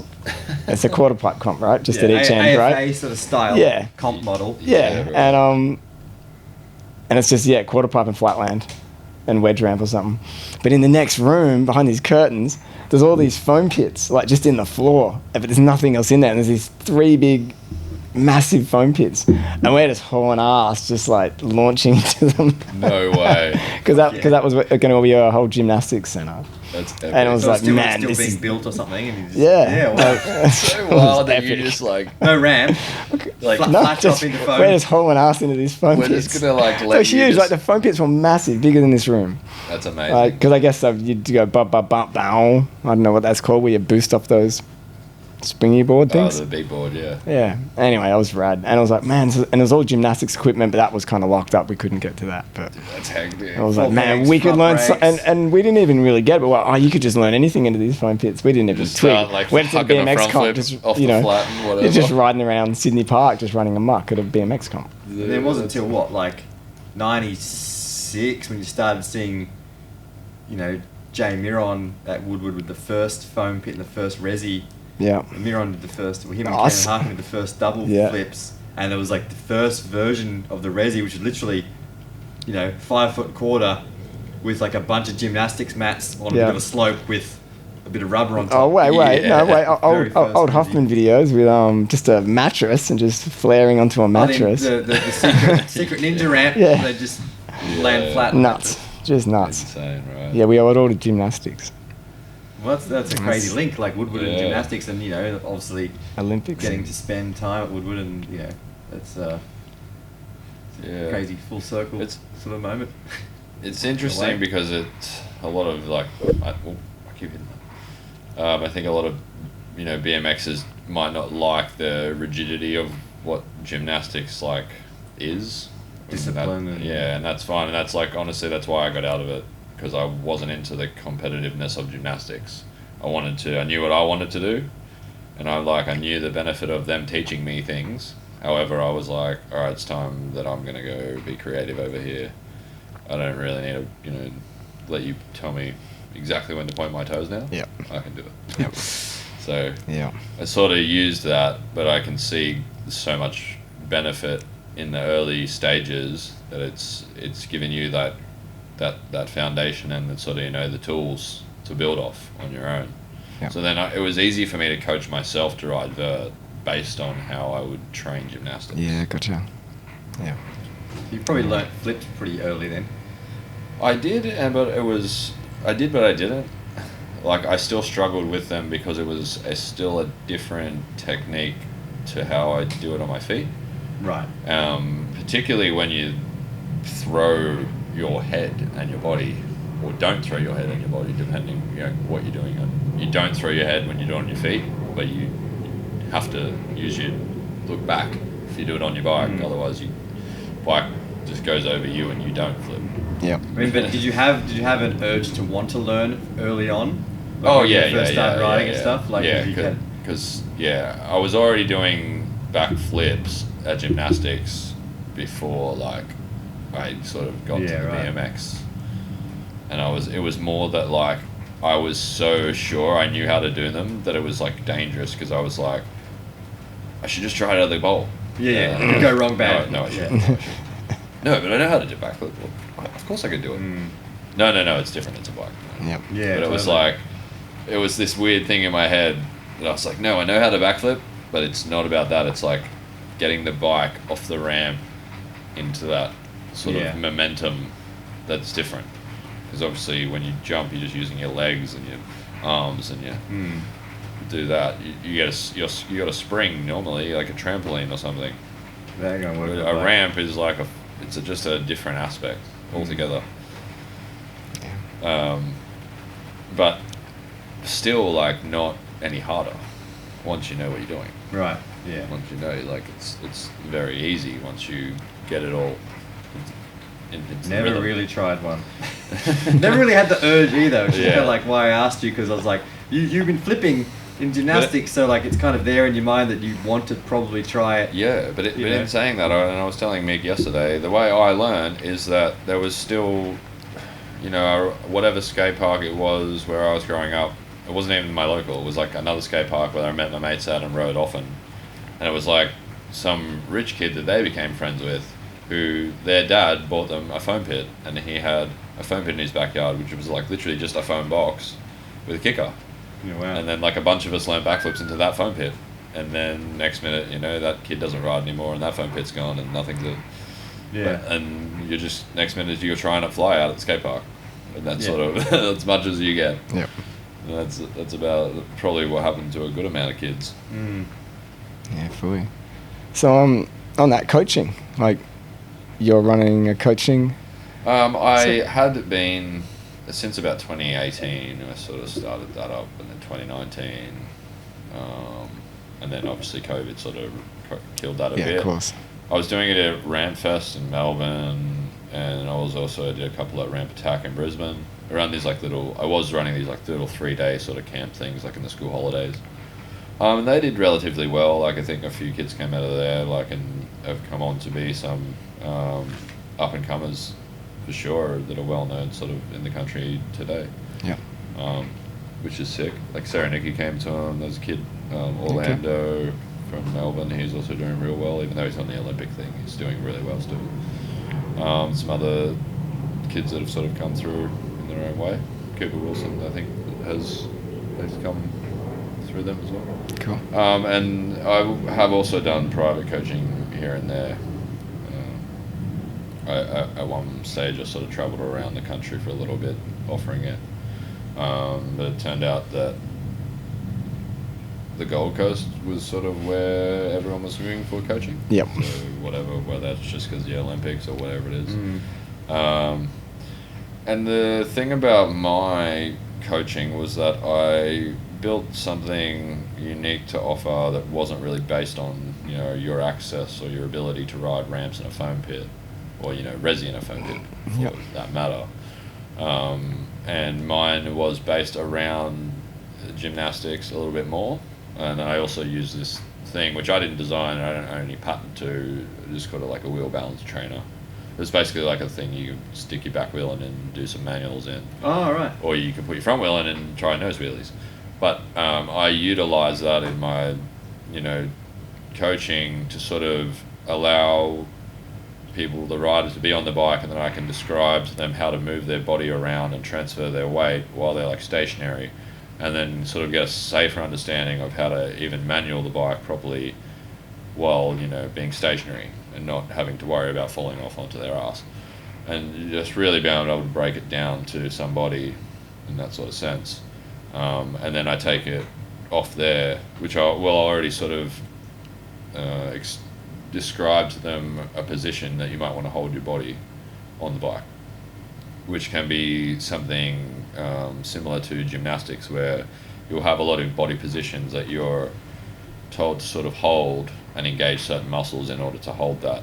And then you'll be told, okay, so this is the sort of shape you want to maintain when you're doing a backflip or when you're rotating through the air. Because that's basically what they're gearing you for in gymnastics, is to always hold your body under tension every time you're going through the motions of something. But as like BMX, we just sort of jump on our bike and just go. We never had anything like broken down to us in that sort of a level. So I'm going a little bit further, and then, you know, sometimes some people might not think it's not necessary, and some people might, but it's really what you will see further down the track as results, as something that's ingrained in muscle memory. Technique's everything. That I won't need to teach them later on. They won't need to do later on, because everything that I've taught them and they've done will have built them into this self-teaching type of, you know what I mean, self-learning, you know what I mean, activating itself. Oh, I made this error. Okay, I just changed this. I moved my hip this way, moved my weight a little bit that way. Next go, boom, I got it. Yep.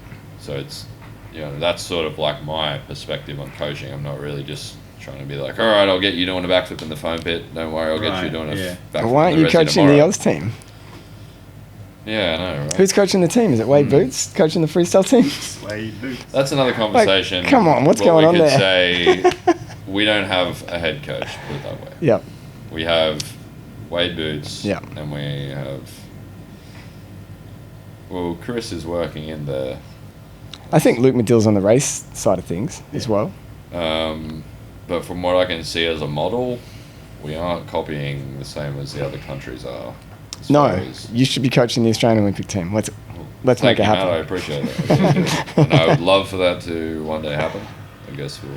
If the coach hasn't won 14 medals at X Games, they shouldn't be freaking coaching. It's simple. I guess we'll see, you know, maybe they'll pick up the whole, Daniel Dares coached China and then they won. Yeah. Nyquist coaches America, doesn't he? He does. Yeah. He does. Yeah, what's going on, Australia? Bestwick's also coaching the UK one. There you go. Yeah. And then, you know, so they liked his legacies and they took advantage of that. Well, you've got all the legacy. You've ridden dirt, you've ridden park, you've ridden vert, you've ridden dirt pipe. Claiming them all right now. No, I'm claiming it. But you actually rode the thing you're coaching, unlike Mr. Boots. Yeah. And how can you become an Olympic coach if you've been busted for certain banned substances in your life? I don't know. I'm going to get shut down for this, when they created the BMX freestyle, like, legislation or whatever you call it, they just said it doesn't matter what drugs you've taken or what jobs you've been fired from. Yeah. You can be a BMX coach. You're a man with a face. You can be our coach. You can be a BMX coach. These freestyle kids are all drug messed up. Yeah, just go coach them. Shouldn't be in the Olympics anyway. Wait, you're experienced. We're going to get you in. No. We're in trouble. We're in trouble for this one. That's all good. I'm not endorsed by Australian cycling. Anyway. None of us are. In like the late 90s, he ditched Australia and raced for America. He did the world too. titles Yes. Like 1 or 2 years too. Yes. And then his kind of career in America ended. He moved back to Oz. And yep. He did shred on a mountain bike for a while in Jules Salem. Oh, there you go. He was fast. He's fast as hell. Yeah. But it's freestyle. But racing, freestyle. Come on. We need separation. Wait, who takes more drugs? What are you saying? Exactly. Exactly. He's faster, way faster. Yeah. He's got to have more drugs. Speed. There was a period of racing where it was pretty big dudes. Yeah. With big legs, big shoulders. It's like, and they didn't have e-bikes back then. They didn't. No. Steroids and training hard. Anyway, so what's in store? Like, what have you got on the agenda for the next part of your life? Honestly, I think that's it's still as up in the air as it has been over the last few years. Just saying that there's no real events on the horizon for vert, and getting other people to convince them to ride vert is also another great mission in itself. A lack of vert ramps accessible to a lot of people. Yeah. But I definitely think at least continuing traveling overseas and expanding there a bit, there's still like work to be done. If I can still ride a vert ramp even to do demos on, I want to do that. Yeah, cool. But I do also feel like whether it takes off to a bigger level or not, there's still like a good amount of like worldwide old school or even mid-school vert riders, and like I'd seen in the UK there's like some genuine interest to start a kind of roots program for vert, which is nice. amazing to see those guys, because I know they're all doing it off like their own back. None of them are making money off BMX or anything like that. We've got Mick and some other old school fellas who are pretty keen on just having sessions consistently on big bowls or whatever they can. I think there's talk of even a bunch of us getting together at ACT Jam this year, possibly to just get on this new vert ramp, which is like. That thing looks good. At this point, we're like, we're all going to get on the vert deck. Let's do it. Like, Nice. It's a party.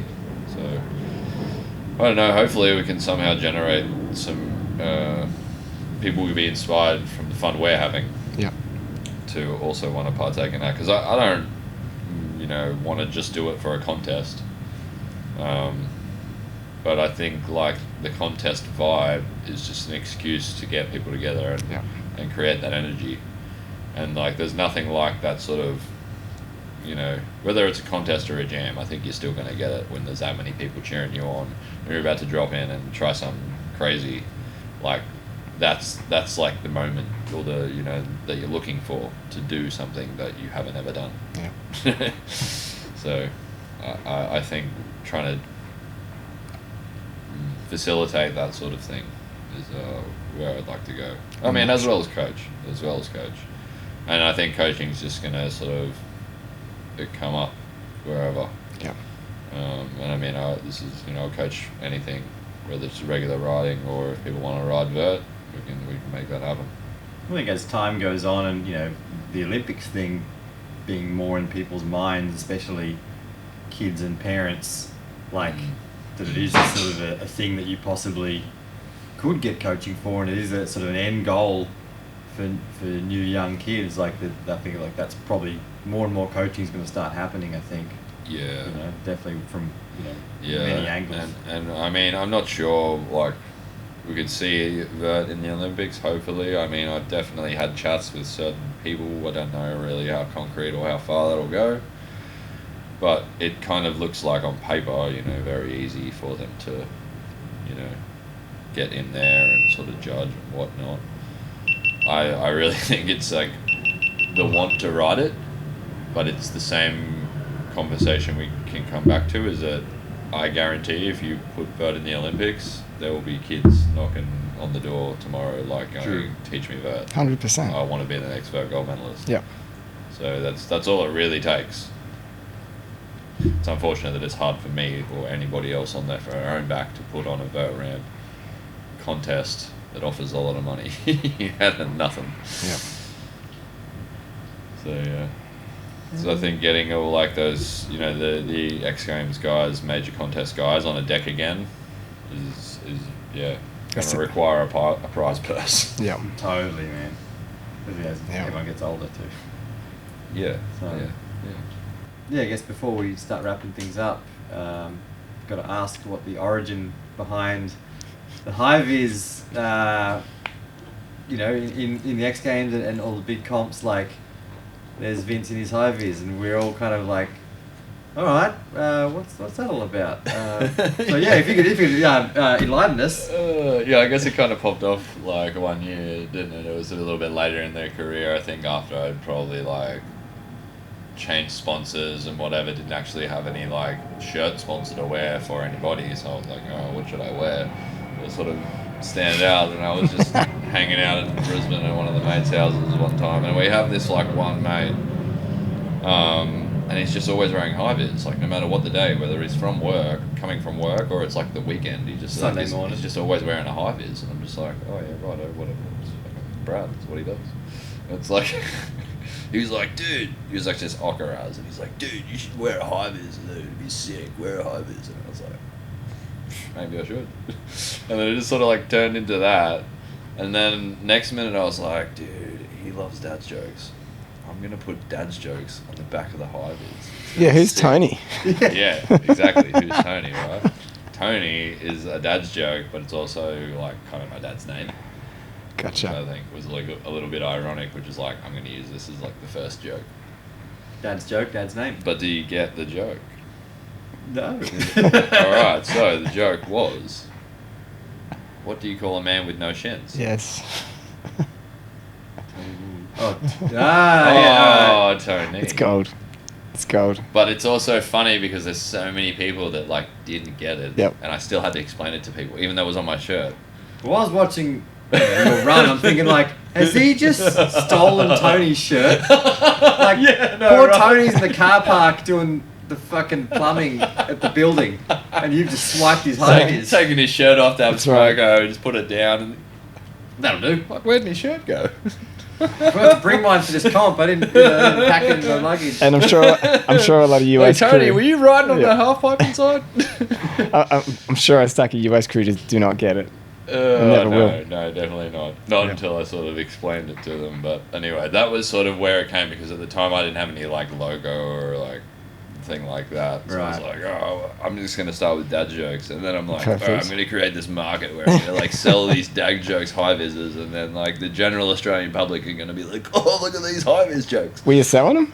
No, I didn't quite get it off. Like, I got it like a little There's bit. still Got some time. friends. Yeah. I didn't get caught on like the mass market where I was going to be able to also sort of advertise it. Like, I was definitely planning to take some to X Games and sell them as merch.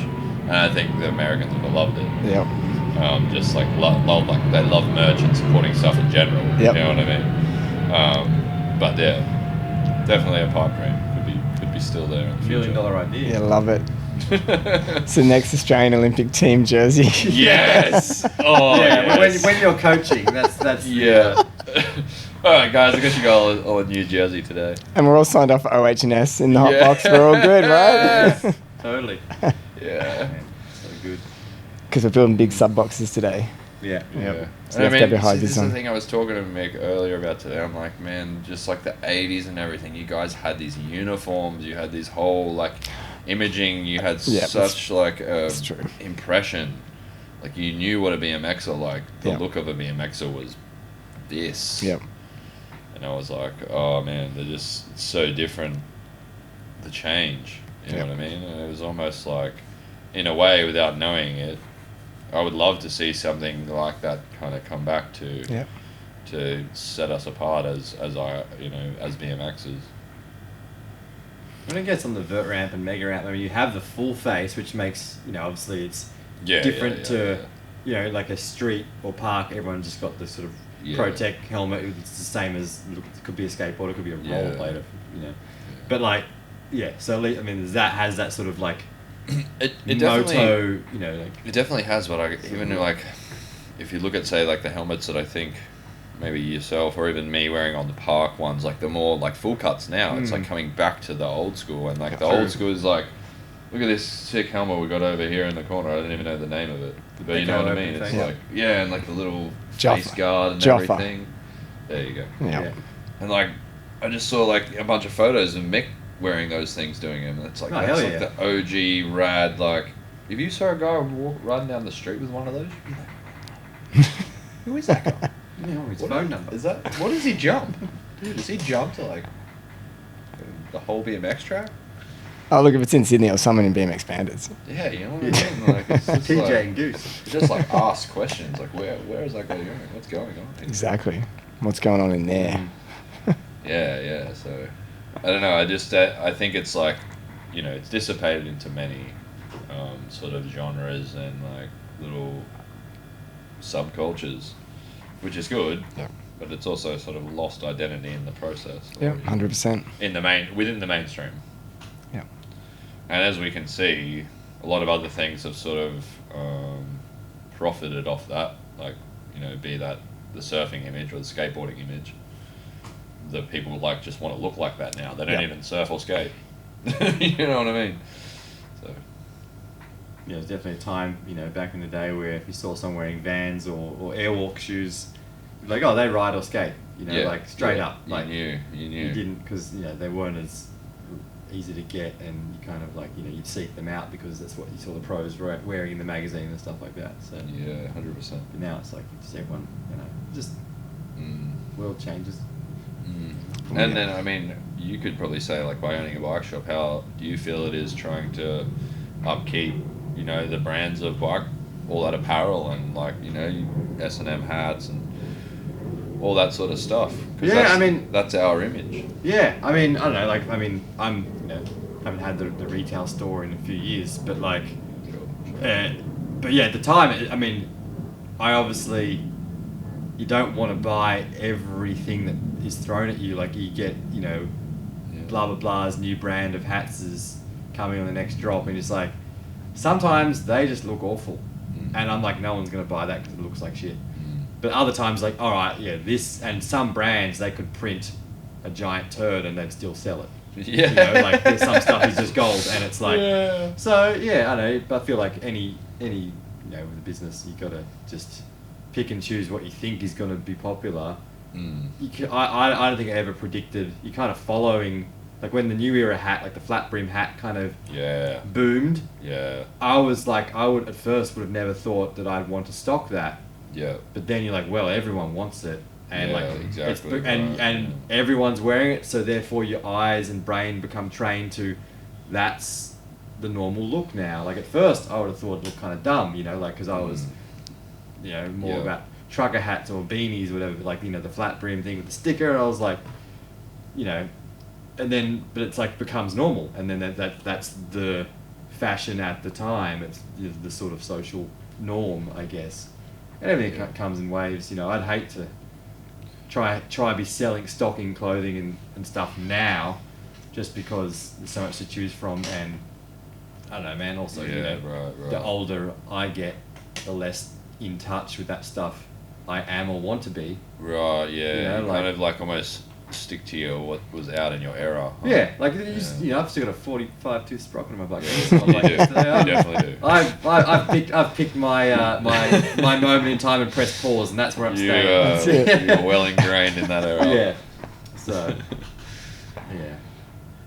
But I don't know, man. We're at we're at like almost 2.5 hours ish. Yeah. So. It's been good. How are we doing on the questions? Have you? Yeah, kind of running out of notes here. Well, that's good then. I mean, Glad I guess we covered what you wanted. Before we move into sort of like thank yous and stuff like that, I guess a question I do want to ask you is, because a vert ramp is such a pure form of bike riding. It's because it's essentially a very simple apparatus with tricks on it, and a lot of it is down to you as a rider and making that vert ramp look a certain way. Yeah. So I kind of wanted to ask you, like, you've ridden a lot of vert ramps, I'm sure. Have you got a favourite, or also have you got one you've been dying to ride you haven't been able to get to? Have a think on that. I'm just going to sort the camera. Okay. Alright. I'm going to point it. She's stuck. She's not going anywhere. It's gone flat too. It's all good. Oh, It's all audio. Going long today. It's all audio. Yeah, I guess we can just have a still That's and that's have all that at good. the end of the video. That's alright. Yeah, running out of batteries today. Start at 5, that's why. Anyway, back on. We'll cut back to that question. Where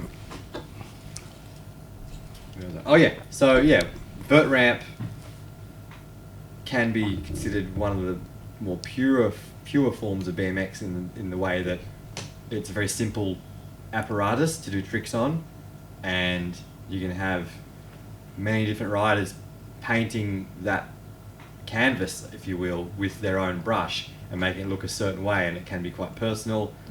So, having ridden many vert ramps over the years that you've been riding, have you got a favourite vert ramp you've ever ridden, and or have you got a dream ramp that you haven't yet been able to go and ride on? I think I would probably have to say Tony Hawk's is pretty much the epitome of like a perfect vert ramp, which I guess you would expect, being Tony Hawk's and having the unlimited sort of amount of resources he would have, his ability to use. His ramp is pretty much like, you couldn't say anything bad about it. But I would say that some of the equivalents can be some of the like XGames ramps and maybe past Jutour ramps.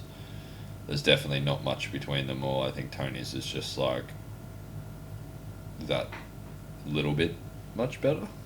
I think, like, you know what I mean, is, you know, as far as you were going to drive a, you know, a Rolls Royce versus a Commodore or something.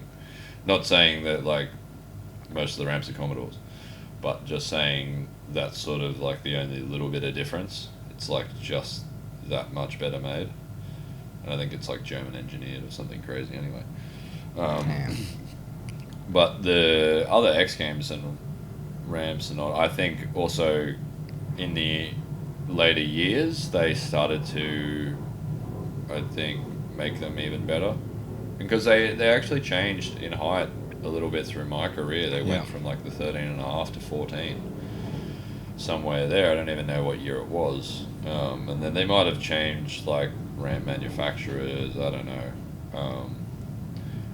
You would only really notice a little bit, very minor, but it would take you like 20 minutes, half an hour, and you'd get used to it, and then nothing would feel different. It's just like every time you got to a new ramp, it still was usually, like, there was no really two ramps that felt the same that I can think of, that I could tell you that felt exactly the same. But most of the 14-foot ramps in the end felt the same. Right. Was there ever one? I mean, which where there was only Dew Tour and X Games, I think, were the only two 14-foot ones. And I guess on the like a Tour or X Games, they're probably like just reusing the same ramp. Oh yeah, they are A lot. So you're kind of familiar. Those guys are definitely. Yeah. It would be more like when you're going to different countries, and if they sort of had the same height or something, or like Europe, or because some say be in America and it might be in feet, and then in Germany or Europe it would be in meters and centimeters, and they just wouldn't.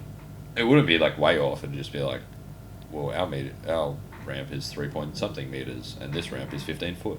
You know what I mean? You'd just be like, okay. Yeah, we give a calculator out. But they'd ride roughly the same. Yeah. You know what I mean? I can't really say any ramps that stood out really whack, unless it was, you know, where it was set up. Brazil was like, there was a crazy one in Brazil. It was like on a waterfall, and everything was so humid. Damn. It was gnarly. Yeah, right. But that was like something you could really remember, was the humidity. Yeah, okay. Over the ramp per se. What, slick? Oh, just like sweating everywhere as well. Yeah. Yeah, as being like, sort of Environment, atmosphere. Yeah. trying to hold on to stuff. Alright. Damn. But was there ever one where you drop it in for the first time and you go, oof, I like this. This is the one. You know, this is like, this is better than anyone I've ridden. Oh, it probably would have been one of the first times I rode like a proper set up indoor ramp at like Dew Tour or something like that. I mean, Tony's definitely bar none still was like, wow. Like, and then you just keep riding it and you're just like, whoa, it just feels so perfect. And it sort of, I guess some of the taller 14-foot ones you can really feel, that you kind of got to float over a bit. And then Tony's one was like that slight little bit less, where it was more coping pop. Right, okay. I don't know, it was like slightly less vert, but slightly more nice coping pop. But like very consistent every time, because the ramp was so dialed. Like there was no under or over vert parts. It was just like 100%. Yeah. Which I guess in times, depending on where the ramp was set up for contests, you might get that. Especially if the ramp was set up on the beach, per se. Yeah, you've got a perfectly flat, even surface. The ramp's being assembled on. Yeah, so you've got no wacky. So most of the time I couldn't say there was anything like really gnarly. I think by the time I got into it, a lot of the ramps had been like ironed out in that way. Everything was relatively quite safe. Like even in China, like the vert ramp was pretty damn dialed. Awesome. Even if the scaffolding didn't look so. Right. Yeah, I don't remember anyone falling through the ramp, so it was good. Bonus. It's a good start. Yeah, and So I mean, we're trusting mega ramps in China, like, too, so whatever. No one fell through any ramps. Any mega ramp is nuts in my book. Yeah. I think the craziest one was when they were trying to run it in, like, just retarded wind weather. It was just like, dude, no. But Yikes. It's just death. Yeah.